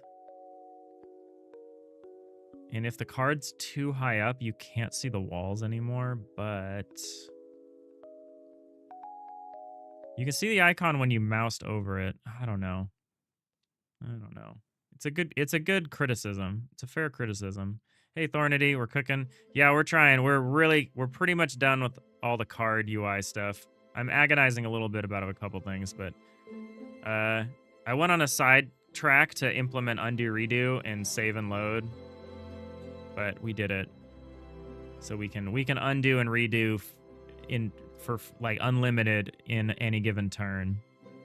So we can undo redo card plays and stuff.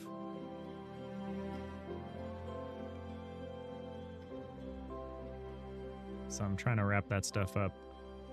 Still a little agonizing a little bit about communicating what player can do in terms of their actions. So I'm kind of thinking about the UI, but yeah, we got to move on to the actual mechanics of moving stuff around and actually doing combat and actually getting this game playable.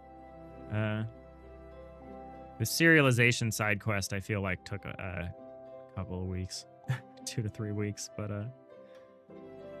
it's done. It's done, and we have it, and we gotta move on. How are you doing, Darnash? Yeah, but something weird that your friend complained about Duelist is that he doesn't feel it's a card game because he doesn't hold cards in hand. That's interesting. That's interesting. Yeah, we definitely have that part.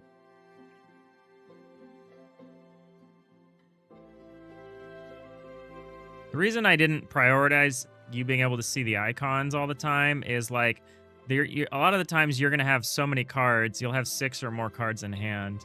You won't really be able to see anything anyway, which is why we do this, the card pops out thing. And like, that's when you can see it. But yeah, maybe we can split the difference and move the cards up a little bit more. Maybe they're a little too low. I don't know. We'll keep fiddling with it. It's a fair complaint.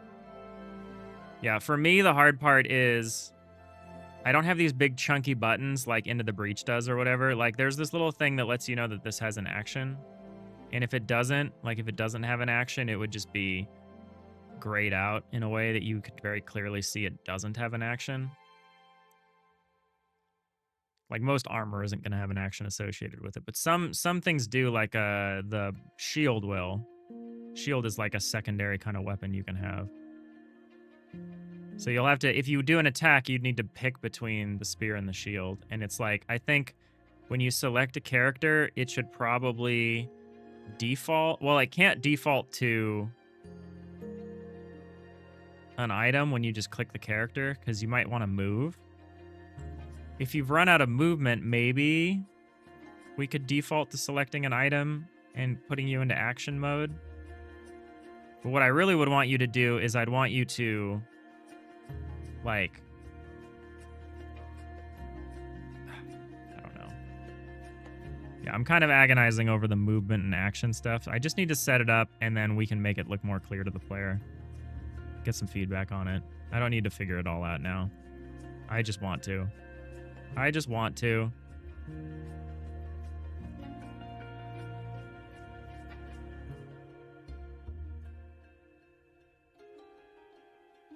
That guy unfollowed because we got into an argument about the Odyssey. Sad. I gotta not do that. I gotta chill out.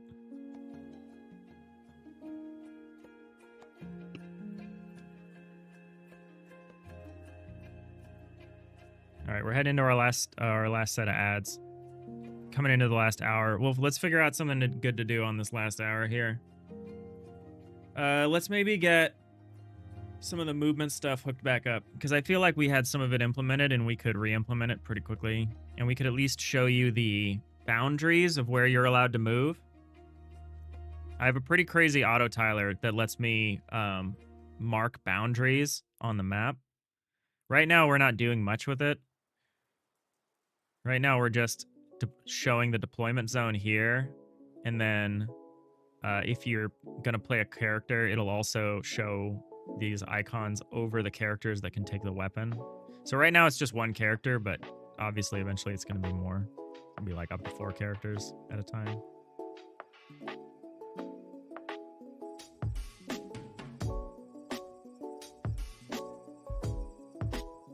But yeah, it's Friday and I'm tired.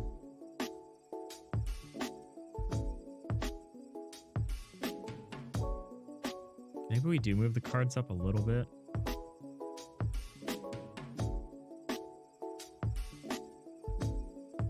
Even just a few pixels, I think, might be good. Hey, Solmir, who are you? That's a good question. That's a better question than what do you want? How's it going? I'm Dave. And I'm working on a roguelike deck builder. And I'm also in ads, so you probably didn't even hear my answer. Who are you? All right, yeah, let's work on the movement. That seems doable, and that seems like I should have some of these systems either in place or close to. How will that game work? You haven't followed the start of the series. Is there any information about its game flow? In earlier videos, probably, but we can talk about it. You're not in ads? Oh, no. Are you you have Turbo or something? Well, you're here, so we can talk about it. You can clearly hear me. Yeah, so the idea is you will pick 4 characters at the start of a run, or before you go into a run, however you want to think about it. You'll pick 4 characters.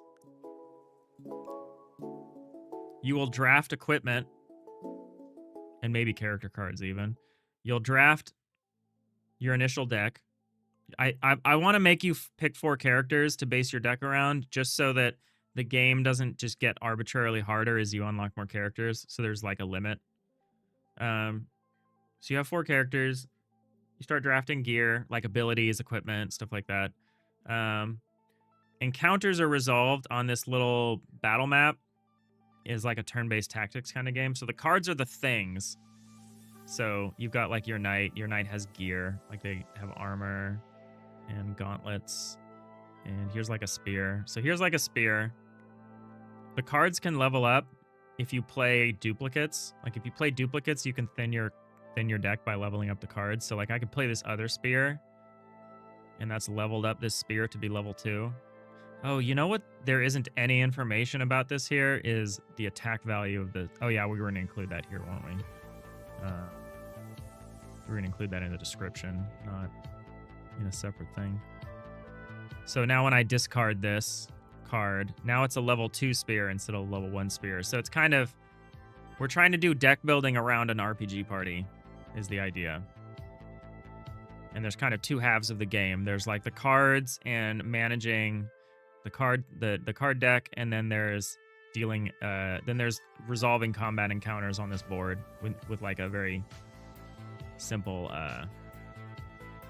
turn-based tactics kind of structure, mechanical structure. It'll make a lot more sense when you can see it. A little hard to describe, I feel, adequately. It's hard to describe adequately, I feel. You see that both level and XP went from 1 to 2. Because I haven't finished the curve, but like if your XP... So XP doesn't reset when you level up. Like if you level up to level 2, your XP is not back at 1. Your XP is whatever it is. So the way I set it up is it just takes 2 XP to reach level 2, just for testing purposes. I'll probably have more of a... I've already worked out in my head what the actual XP curve will be. It'll probably take 4...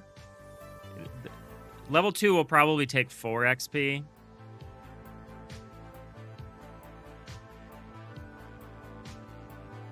Thornity, 2 days. 2 days what?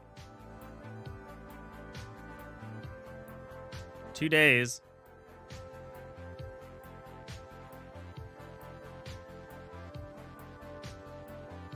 You dropping something? Have you finished all 3 of those games already? I don't know how y'all keep that pace up.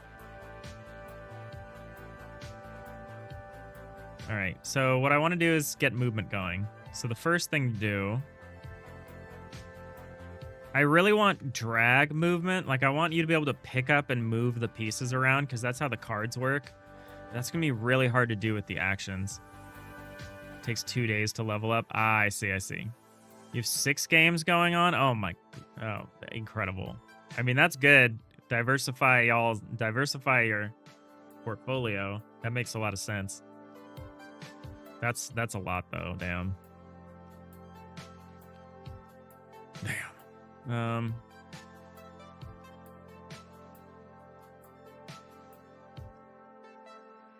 So I already have the pathfinding system working. We disconnected it, but I can hook it back up. So what I want to do is I want to do this in 2 different ways. I want to do the select to move where you select the character and then like an arrow shows up showing you what your path would be, and then you can like click to confirm. But I also want you to be able to click and hold and drag the character around because that's kind of how the cards work. And I feel like eventually I do want you to be able to just click select and then click again to play. So I want both. I haven't implemented the click select for the cards yet. So maybe so what I really want, what I'm saying is what I really want is I want the character to have the drag mechanic because that's what the cards have right now. The problem is drag to move is simple enough, but the problem is drag to act is not simple. Like, I would need to have a weapon equipped. I would need to have that weapon selected, which for melee is really straightforward because you could do click to drag and move. So I could just click my knight, move him over somewhere, move him over an enemy. He'll move to the enemy and then stab the enemy with like whatever melee weapon he has. And like that's straightforward. But the problem is for an archer. An archer would need to select their weapon first. And now the drag thing doesn't make sense because it's like you've got it selected. So the click to so now what I should do is I should replace the box here with the icon in the same way that the chip mall becomes like a token when I move it over where it can be played. So like if you're if you've got your spear selected and I move my cursor back here, I should see the spear icon over my cursor. So I guess we're going to do the click to move and click to act because that will at least be consistent. And I don't need every possible input model implemented, you know, right away. I'd rather just have one input model implemented and then kind of backfill the other ones. Okay, fair enough, Thornity.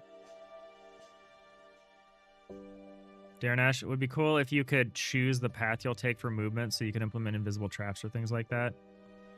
Maybe. I think I will have traps. But yeah, you mean like... You mean like with like waypoints or something? I think what you would do is you would just do a series of movements. You'd like break your move up. You'd like be like, let me move here first, then here. But yeah, I definitely want to have things like traps.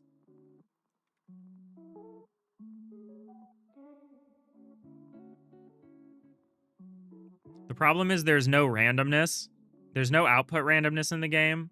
So there's some D&D stuff that's kind of hard to do without output randomness. I'm trying to do the more like Into the Breach style, like you know what the outcome of the combat's going to be so you can plan around it. All right, let's get movement going. Let's just do movement. Let's worry about everything else later. So what we need to do movement is we need to know the path line. That just draws the path line. That just takes an ID path. And then there's the path grid. The path grid is a little more... all we need to do is get the ID path and feed that to the path line. How much of this code do you think I left in place and how much of it do you think I deleted? Probably deleted a lot of it. Is it just this? If fig selected and fig selected.charactersheet.isMoving. Ooh.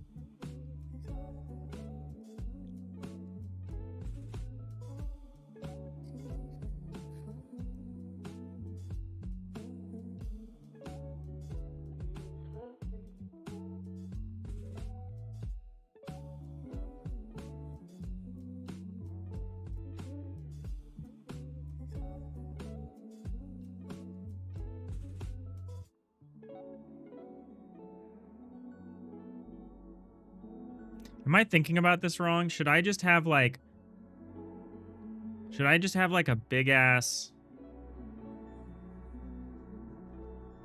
button over here or something that says like move and another one that says like act? Like, should that be part of the UI? Probably.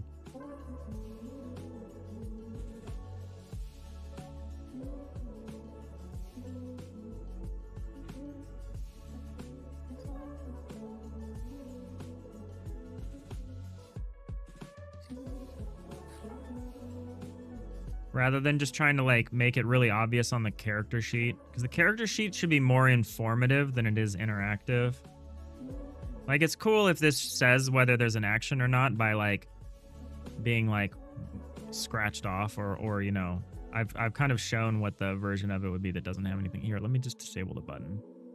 And it's like very obvious. So like here, well, that's not it. There we go. So like that's what it would look like if there wasn't an action. Maybe that's not clear enough.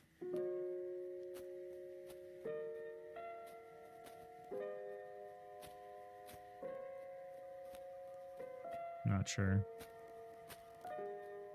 Exactly the way it works in Advanced Wars is that each point you moved your mouse will be part of the path. Oh. Interesting.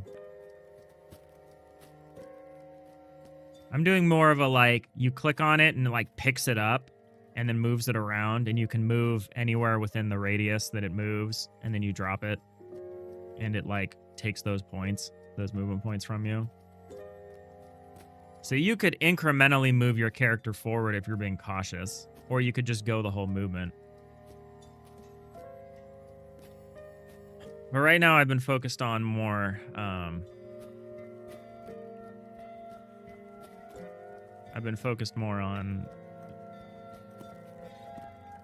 mouse controls, like mouse and touch controls, than I have like more of like a strict like grid movement thing, like you might see with like a D-pad or something like that.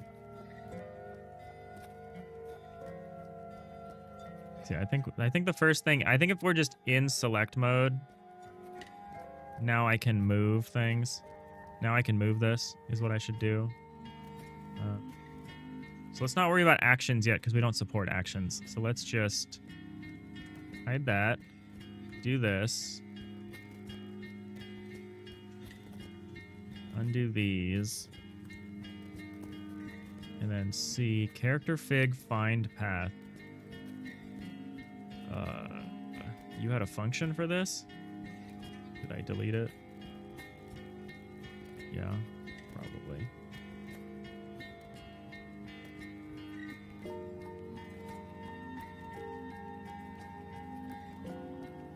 No, don't delete your functions. This one's gone. It's unfortunate.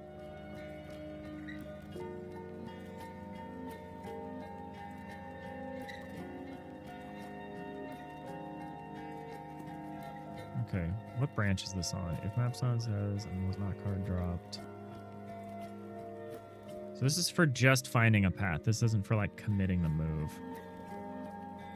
But I honestly think once you've selected the character fig should probably be underneath your icon and remain there. Same thing if I like go to action mode.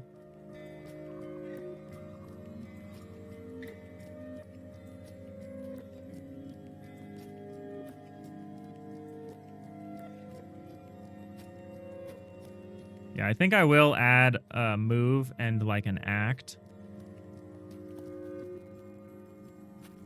button to the UI, and I might even show like a little icon of either the character you're moving or the action that is like the current one in the slot. Maybe. Just to make it really obvious. Because I know Into the Breach has like move and like attack buttons, which I think is useful to have. I'm maybe trying to be too clever with like contextual stuff. I think I'm trying to maybe do too much contextually. And it would be better to just be a little more straight up about it.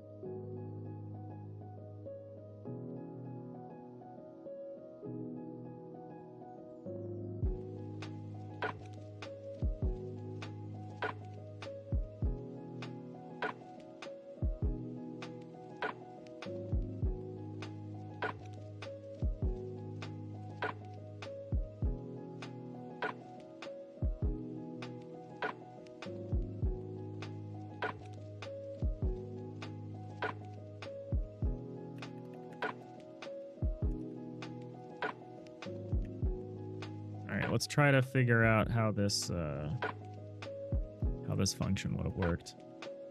This function that I deleted.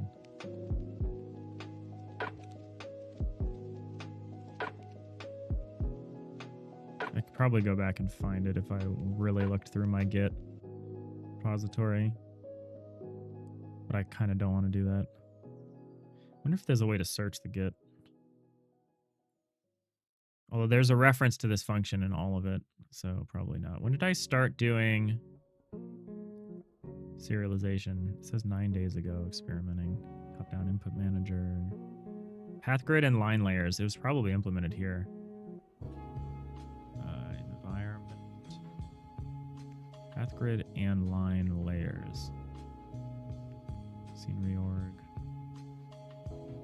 Oh, that's when I added the icon. No, that's not helpful.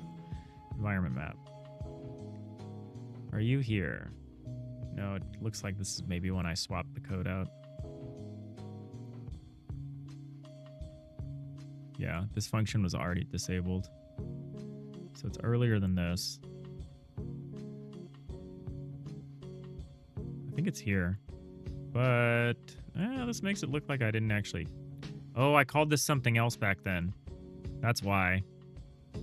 That function didn't actually save. It didn't actually survive the transition from the old battle map layer to the environment map. Here we go. Here's some nice functions. So this is the movement code. It actually does the movement. This was 17 days ago. Okay, I wasn't working on serialization quite as long as I thought I was. Looks like it was about 2 weeks, not 3 weeks. It's not that bad actually. So what I want to do, show me some more of the code here.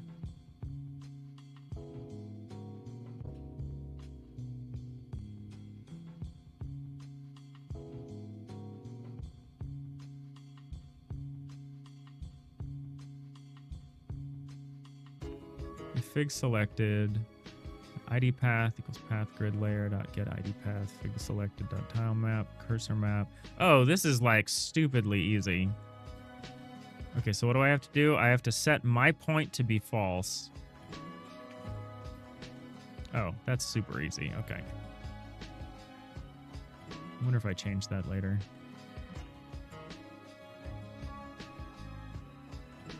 Well, forget about the function, then we'll just call this for now.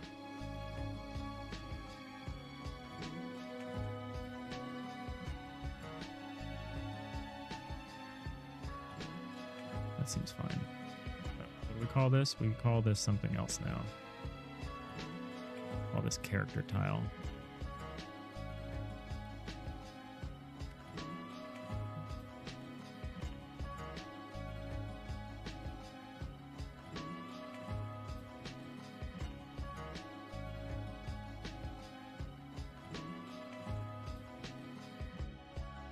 Okay, this should at least, if I play this and now he's selected, crash, pathgrid.setPointSolid. Oh, character tile. All right, this should at least give us the arrow thing, assuming it still works. Yeah, okay, so here's our arrows. Here's our pathfinding arrows. I thought this was still working. So yeah, actually, oh wait, it won't go all the way here. Oh no, it does. It stops one tile No, wait. It doesn't, he doesn't think, it's not a movement limitation, but I thought about adding that. So what this should do when it's in this mode is it would stop when you've run out of moves, and it would actually count down the moves. I think I unhooked that part, but for some reason we're not able to pathfind all the way to the corner. We should be able to. Why is that?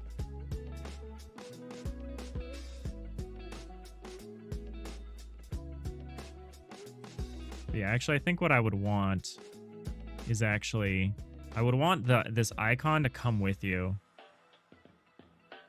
I would want the arrow to start here, and I'd want the icon to float with your cursor, and I'd probably have the arrow stop, maybe. Maybe not. Maybe that's for when if you do a drag version, the icon follows you. Kind of makes sense.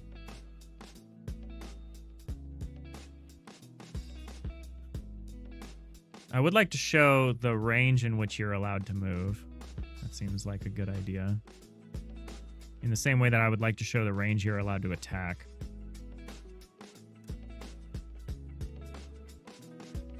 This is like a day of thinking about doing things. All right, get ID path. So what states are, oh, region, rect2i, -1, -1.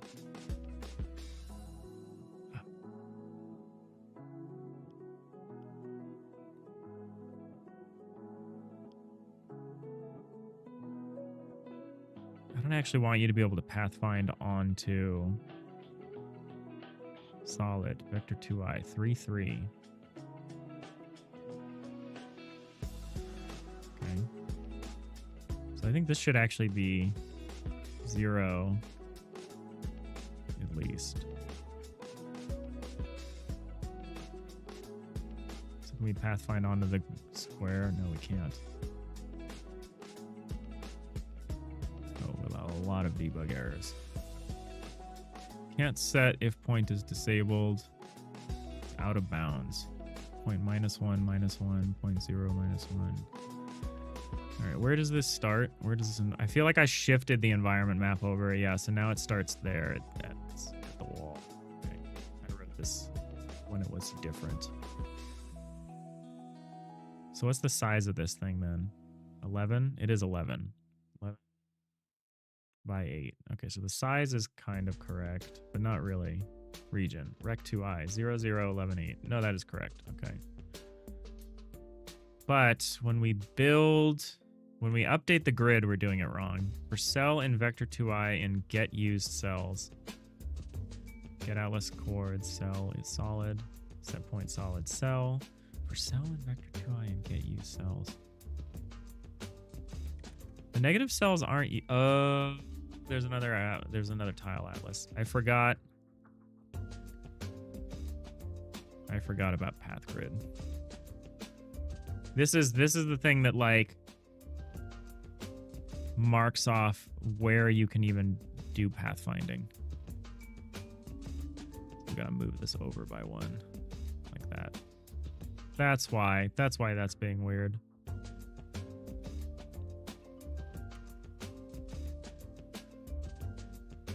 That should be okay now.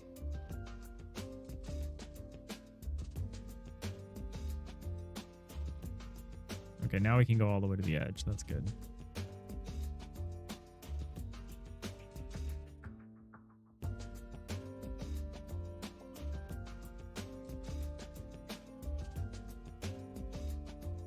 So yeah, I can't really let you choose where you want to go, but what you could do is you could like move to here and then move. You could like break up your move. Should I implement move? Probably should. Just do free move for now, and then I'll add a resource cost to it.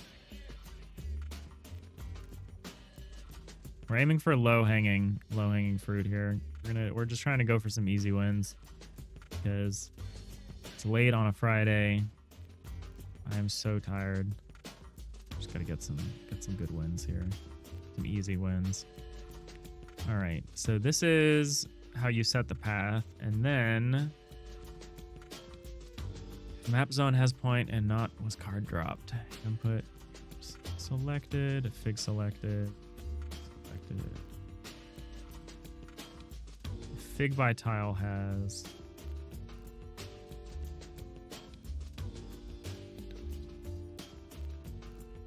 so what I want to do is add something here for a move. Let me open this up and look at the move code.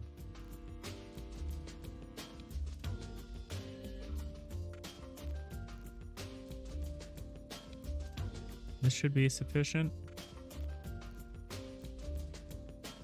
Something like this.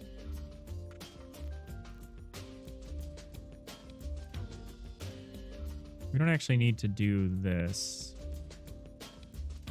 How do you know this fig? We'll just say selected fig. Not character tile. Fig selected. I don't know why I reversed that naming convention. Hey, user not found. How's it going? Welcome in. 2 is cursor map. I see why I encapsulated this in a function, and I probably will again. I just want to see it working first.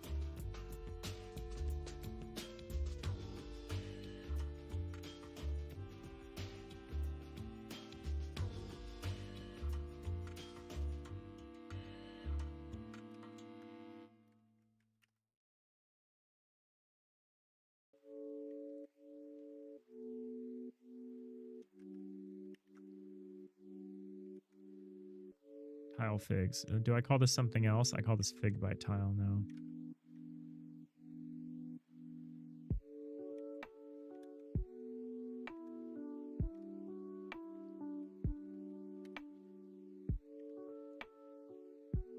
Map to local. That should be fine. Fig.position equals map to local cursor map. Cursor map. I just want to get stuff happening. I want to see this game in motion. We've been working on it for like 6 weeks. We don't see anything in motion. Okay, well that's neat. This is weird, but it's kind of neat. You probably eventually want a thing where they move along the path like rapidly instead of jump, but that's a quality of life thing. That's polish. But we can move them around now. We move them around indefinitely. They don't have any constraints, which is unfortunate, but looking good. Thanks, Nash. Appreciate that.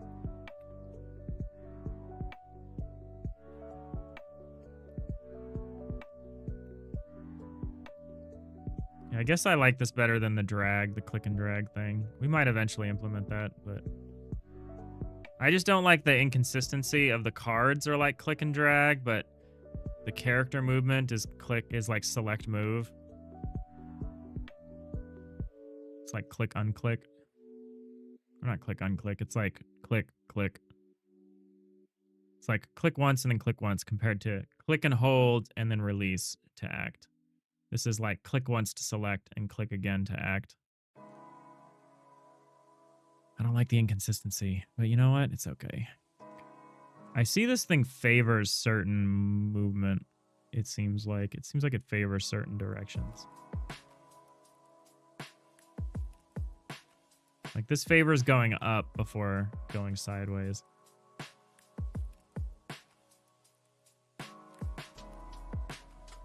I don't know.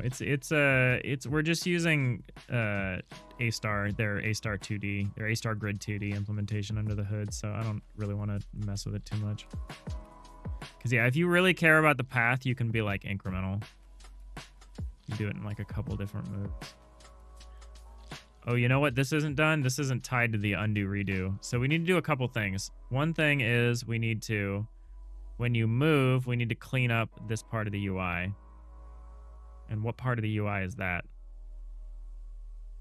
That's the selection part, right? So that's the selected tiles. So when we do a move, what we should do is we should say selected tiles.clear. And that should fix that part. Okay, that part's fixed.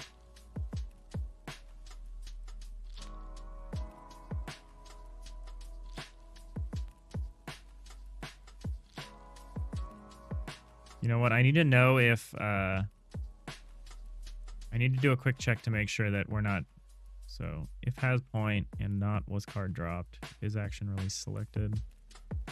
Fig by tile has cursor map. Well, we also need an LF fig by tile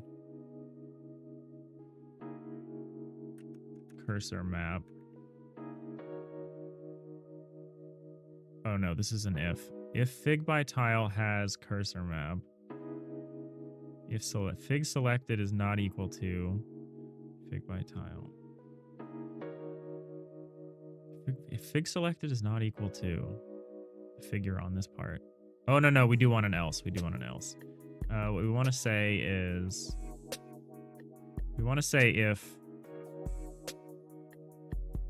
fig selected dot character tile is not equal to cursor map. So we don't want to do this. We've already done it. But what we want to do is we want to say save manager.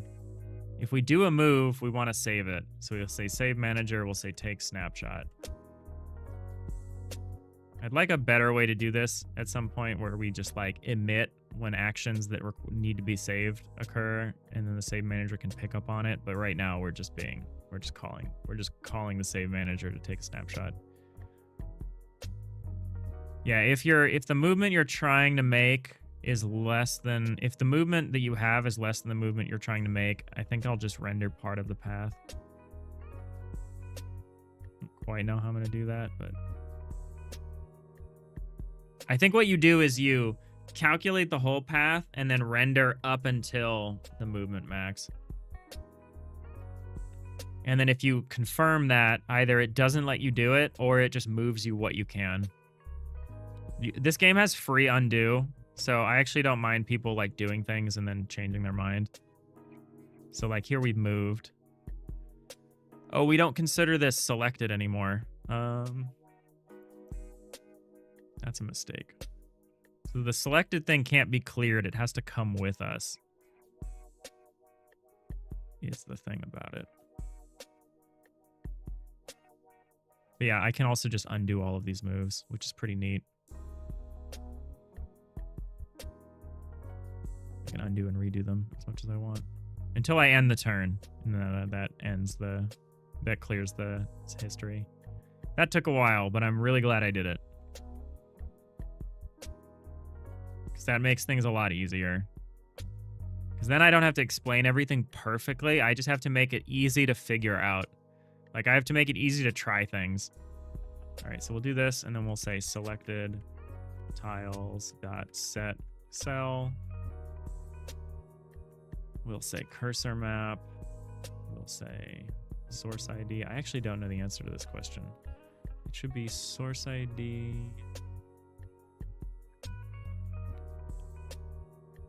Do I have const that I've set for this? I have selected tile. Okay. 0. This system doesn't work the same way as the auto tile boundary tile map, and I think I eventually want to unify them, but not right now. So that should be good. So now the selected tile should come with us, which is good.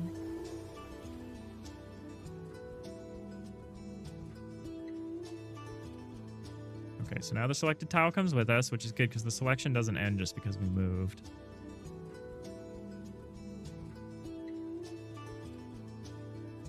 Oh, here's something I don't love. It just doesn't do the calculation if you move off the screen, but that's fine. I should do that differently.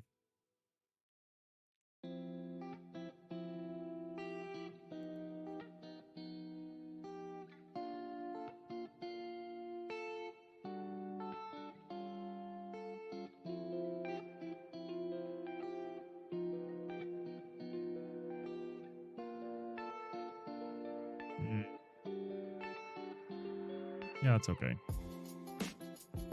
Okay, and then so if I do this and then I have like an item equipped though, now I shouldn't be in move mode anymore.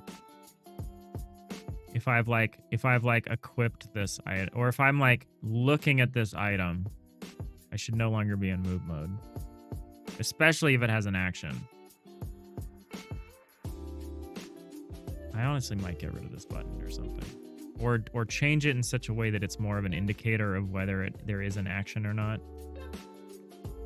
Or I just put the cost of the action here. That might be better. Instead of having it be this button in the middle here. Maybe if it's just an action cost. I don't know. I mocked it up a little bit in Sprite, but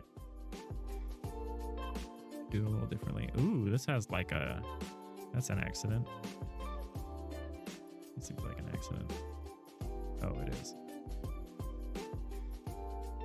It is an accident. Oh, excuse me. But yeah, we'll have the information about the item here.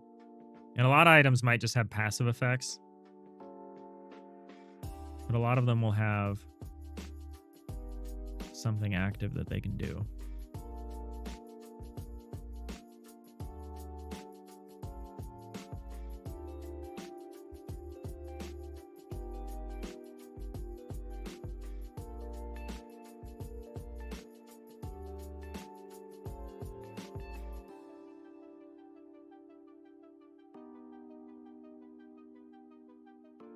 Okay, well let's add in, well, let's do a couple things. No, let's add in the cost. Why not? Let's do the cost. So now I will probably break this out into a function.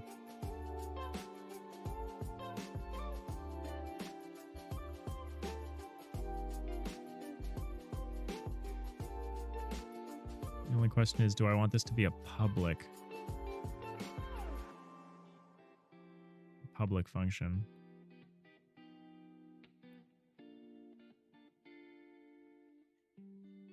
Let's have an internal one that's just like move selected fig or something. We'll start with that.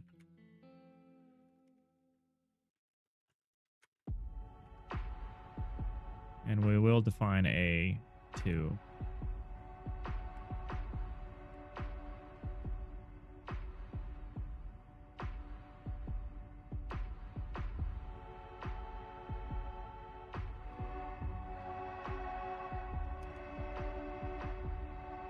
And in fact, we actually almost need a copy of this. We almost need to store a copy of the ID path or be able to access it. I guess we can access it. Because what we actually need to do is if we...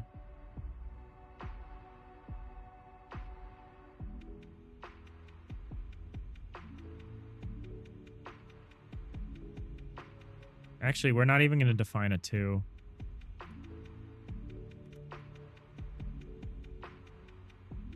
We'll say if pathline dot ID path dot, we'll say is not. If not, if there is a path and we're calculating the full path, what we want to do is we actually only want to render part of the path, but that, I guess I need to do that first.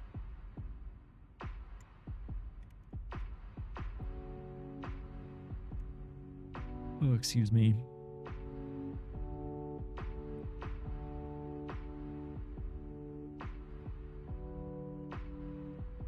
Oh, how am I going to do that? Rip.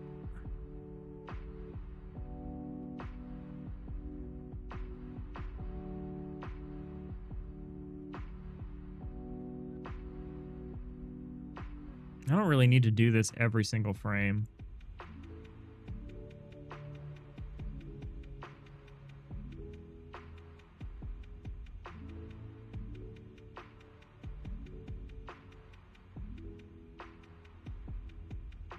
Here, let's do this. Let's say like draw path. And let's provide like a distance.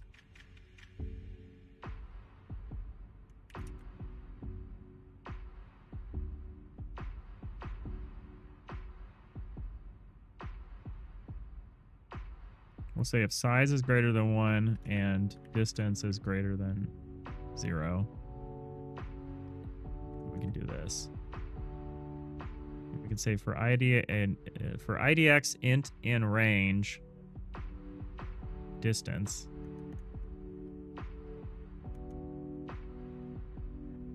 Is that all that it takes? That might actually be all that it takes.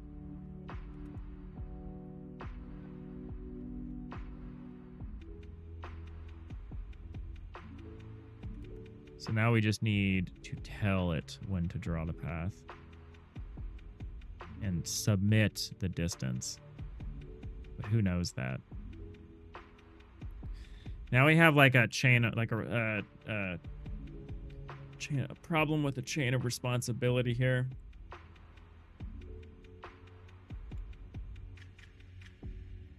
Because we actually need to know how far this thing can move. And this is what sucks about having different representations of the character. So we have like the little figurine on the map. But the little figurine on the map doesn't actually have it doesn't actually have a reference to the character sheet. So it doesn't actually know almost anything about itself. And so if we want to do this stuff, we actually have to signal up or something. Because yeah, this isn't going to know about these. This isn't going to know anything about this. So how are we going to signal this? What do we want to tell it?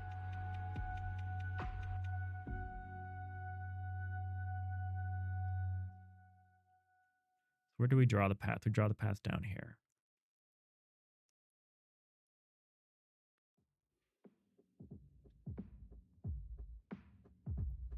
So we're going to actually draw this path and then mark this solid again, actually. And that's how that works. So we'll do this. And then what we want to do is we want to say like, and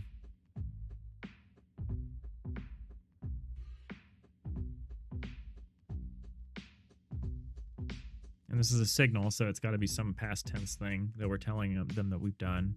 Can I say like plotted? I don't like plotted. Plotted is a weird word. Find is also, I would need to change it phonetically to do the...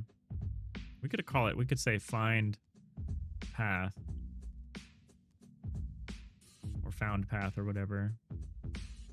On found path, that's weird.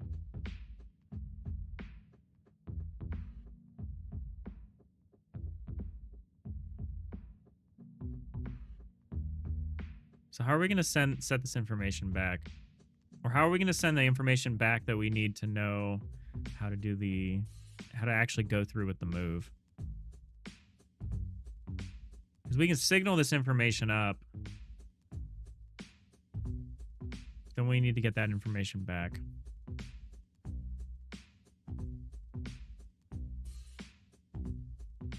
I don't want an auto load.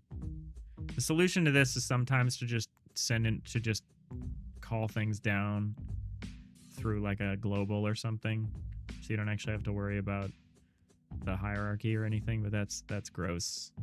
That's gross, but I do it, and I have done it, and I will do it again. But I don't know if I want to do that here.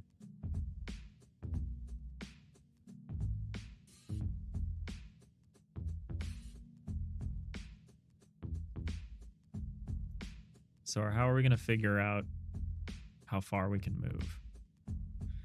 One argument is, well, why don't you just have a reference in the figurine to its character sheet? It's like, well, the deserialization makes that hard.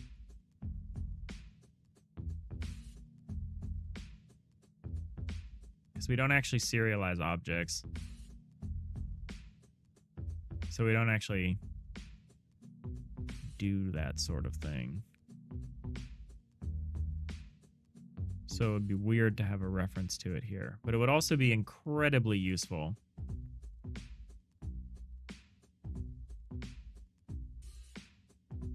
I do need some kind of character lookup that you can use, even if you're like even if you're not directly aware of who you're asking it for, or who you're asking, like what node you're asking. I do want to know some of these things. Like how far a character can move. What we should do here is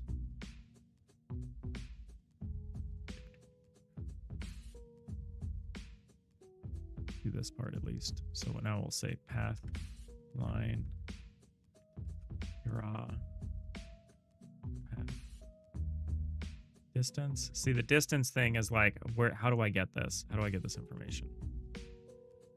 Do we need like a character manager?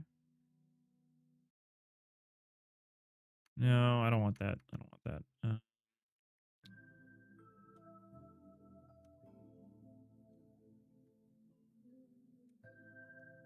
I have to think about how we're gonna architect this. I can't do that. I can't do that the way I've currently arranged things.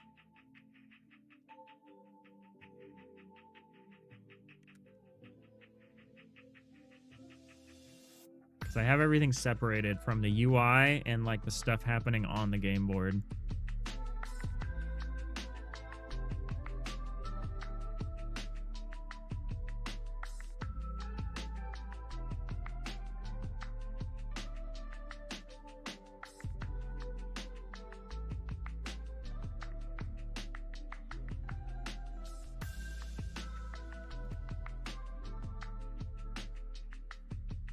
So we set the path. Hey Fender, welcome back. Oh, you know what we could do? What we could do? We could chain this back down. So what we could do, instead of having this be here, what we could do is we could have path be one of these. We could say array. So we can draw this distance along this path. Get rid of this.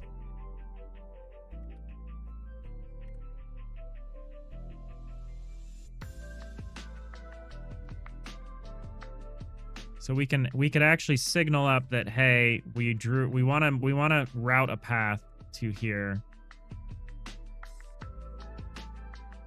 And we can signal that up, and something else can be like, okay, well, it's this character, they have this much movement left, so draw a path this far towards this objective. And then we could call back down and actually do it. No. That was sound and fury signifying nothing.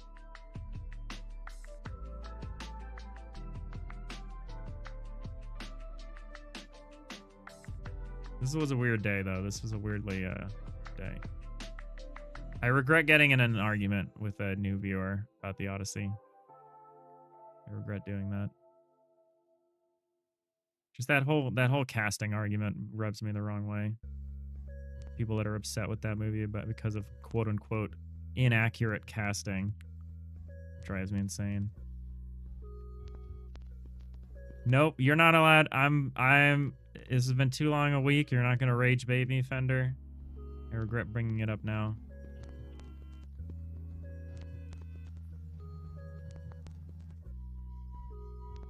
I'm gonna go see it next week. I'm very excited. Let's not dampen the excitement I have to go see that. I'm very excited. I rarely get excited to see films. It's in the name though, right? Digital Iliad. Obviously, I'm gonna be excited.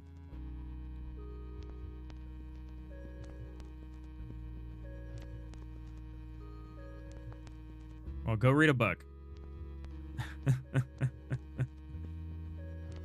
If your question is what's the Odyssey, go read a book.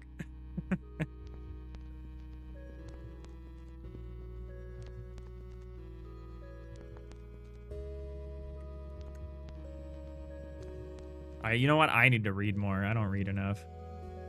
I need to do some things that would be better and healthier for my mind. Instead of reading the news, I should read a book.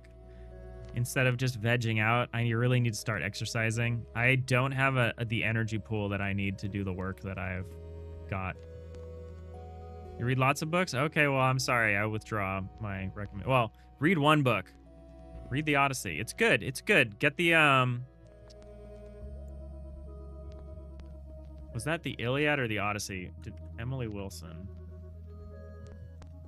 Yeah, go read Emily Wilson's new version of the Odyssey. I haven't read it. The last version I read was Peter Green's translation of the Odyssey, which was pretty good. I'm curious about Emily Wilson. I think I have her. Did she do the Iliad as well? Yeah, I think I have her translation of the Iliad, which was very good. I don't think I have her translation of the Odyssey. I don't know why I have the Peter Green version, except that it's good. Maybe the Emily Wilson one hadn't come out yet.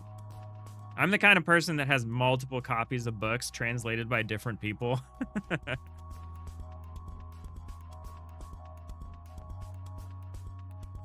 You don't usually read one book in one day. No, who does? It's tough. Hey, Oni. So is there no way reference the sprite to the character sheet? Yes. Yeah, they're just separate. They're just separate.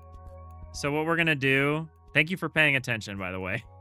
I appreciate that. I'm the one getting distracted now.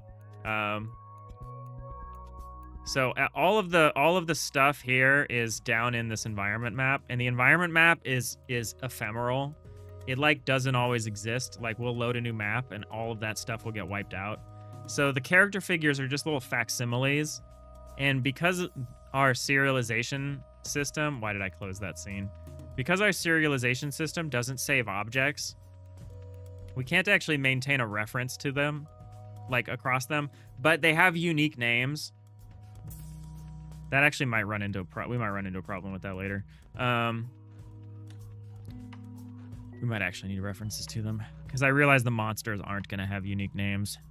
But right now the player's characters do have unique names. So it's easy to find our way back. But yeah, maybe we do need to maintain some kind of reference. That's gonna suck. But maybe there is a way to sort that out.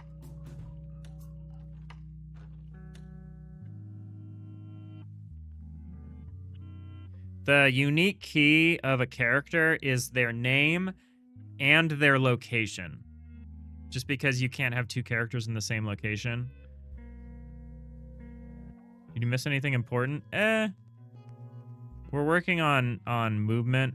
Our pathfinding system works, but we're running into the problem of instead of drawing a path all the way to the objective, we want to draw a path. We want to draw the path along the way up until the maximum distance that the player is allowed to move that character based on like how many movement points they have left. But the problem is to do all of that, we have to reference the character, and we don't maintain a reference to the character at this part of the code. And now I'm debating whether I actually have to or not, and I think the answer is kind of. It's pretty easy to connect it back because player characters are unique. Like you're only gonna have one knight, you're only gonna have one ranger, you're only gonna have one bard, right, at a time. But there might be 3 skeleton warriors on the map, and so it's like, how do you know which skeleton warrior you want to talk about? So yeah, I guess we do need something. We do need something. The question is what?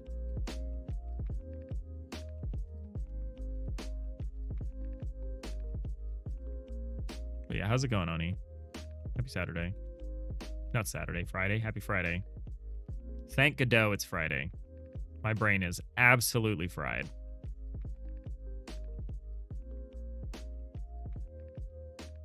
I've had such a long week. I could feel it affect me. I know this has been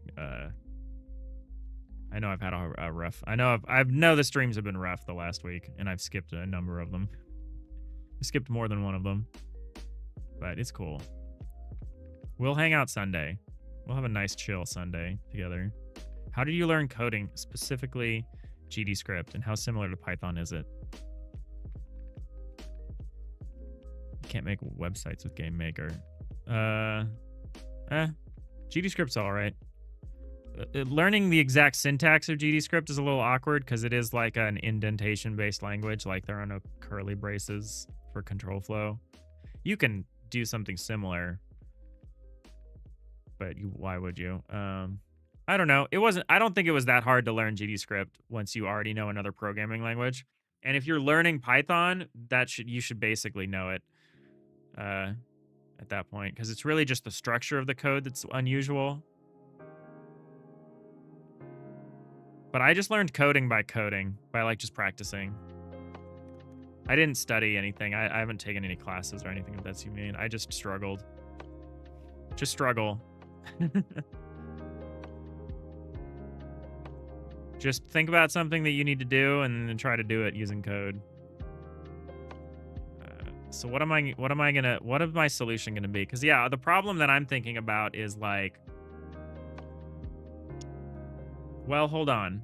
So if maybe there would be like 3 skeleton warriors or something on the map, but the player doesn't move the skeleton warriors, but the player would target one of them with an attack, and so we would need to know how much health that skeleton warrior had. So we do need a reference. Or at least the character sheets need to keep track of and know where they are. Which actually, that part is maybe easy. Maybe we go about it that way. Because what we could do is we could still just signal up what we want to do from down in the battle map. And then that's caught by party manager or the opposition manager or whatever. That signal is received, and then we figure out what the input was, and then we look at the character and then we do it that way. That's possible, but you need to be able to connect it to the character, which means the character needs to know where it is. Because that's how we're gonna, because we can't just look it up by name. It's name and location, because name alone is not enough because of the fact that not everything is unique. So who is so I guess the party manager is the one that's going to keep track of that. And do they already? They do not. We have character sheet by name, so we probably also need character sheet by tile. It's probably the easiest way to do it. And then we just update this whenever anyone moves. I think I used to have character sheet by tile. It feels like something I had. The environment map definitely has something like that. Right? Yeah, it has fig by name and fig by tile. And so if you know what figure you're talking about and you know where they are, because the figure at least knows where it is. That's at least one thing it keeps track of, is where am I. That's like the only meaningful piece of data it has. So this is its unique name. So this is how we figure out who it is and where it is. So we could just send the character fig over, and we could say this character fig wants to move. And then the party manager or the opposition manager for like enemy movements and stuff. Can say, okay, well, this character can move this much, so they can move like this. Yeah, I think you'll be okay if you get used to indentation-based stuff with Python, because that's the part that bugs me about it, because I'm way more used to like C# or like JavaScript or whatever. So you just opened the code editor and said, how do I make this without any help magically learned? How do people do this? So here's the one skill, the only skill that you need to do things and learn, to be able to do things and be able to learn. You have to be able to sit with problems. You have to be able to sit in an uncomfortable situation with a problem that you don't know how to solve and work through it. That's the only skill anyone needs to have. And that skill can be learned. Is how do you tackle a problem that you don't know the answer to, right? And how do you do it in a way that's like self-sufficient? So yes, it's not that, obviously it's not that easy, and that you don't just like reach out to the universe and am told how to do something. You have to look up the documentation or something, right? Like there's some work put in to connect the dots. But yeah, basically, yes. You just say, like for your example, you're like, I want to make a website. It's like, cool, how do you make a website? You research that for a while, you pick a direction. You're like, okay, I'm gonna make a website myself by just raw dogging the HTML and CSS and stuff. And it's like, okay, well now you got a bunch of stuff to look up. Or you could be like, no, I'm gonna learn how to make a website by like using a tool. It's like, okay, well then you learn the tool. So yeah, tutorials, documentation, however you like to learn, that stuff still comes into play. But self-directed learning is like a really important skill. And I think it's a skill people are losing, mostly because of AI.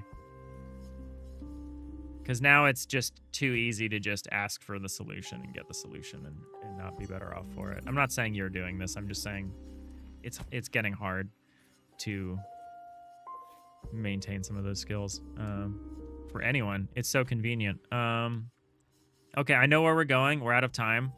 But I know the direction we're going to go with this, which is we will maintain these lists. This list I need to start maintaining. So we need to start setting this anytime we place a character. So we'll actually, when we spend a card token, we actually need to record where that's being spent. Does a card token know what tile it's on? Yes, perfect. So when we place a character, we'll know where it is. Anytime we move a character, we'll update that information, and then that combination of either, well, it's the name is not sufficient to know who you're talking about, but the tile is, because no two things are allowed to occupy the same tile. I think you would use the name as a verification just to prevent desyncs. You'd be like, I want to look at the character at this tile, and then you could be like, well, what's that character's name? And it's like, if you fail that answer, then there's some desync somewhere and you're talking about someone else and you didn't update it correctly. So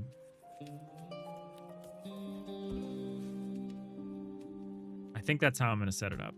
I'm not going to do it now because we've run out of time. But I'm feeling okay about this. I'm going to look up more of that stuff about Duelist. That seemed interesting. But yeah, I'm sorry for the low energy. I'm sorry for the lack of streams this week. I'm sorry for the attitude that I had with some new viewers. I've been in a bad mood. I'm in a funky spot. But that's all right. I'm taking tomorrow off stream because tomorrow, Saturday, third Saturday of every month, there's a local Godot meetup I go to. I'll be doing that tomorrow. But I will be back on Sunday. We'll do a lazy Sunday. Hopefully I've had time to rest. I'll try to be in a better mood. I'll try not to pick fights with chat. Fender, you make it hard. I'm kidding. I'm sorry. But we're doing all right. We're chilling. Hope everyone has a good weekend. Thank you all so much for watching. Hope you have a great rest of your day. And I'll see you all next time. Bye.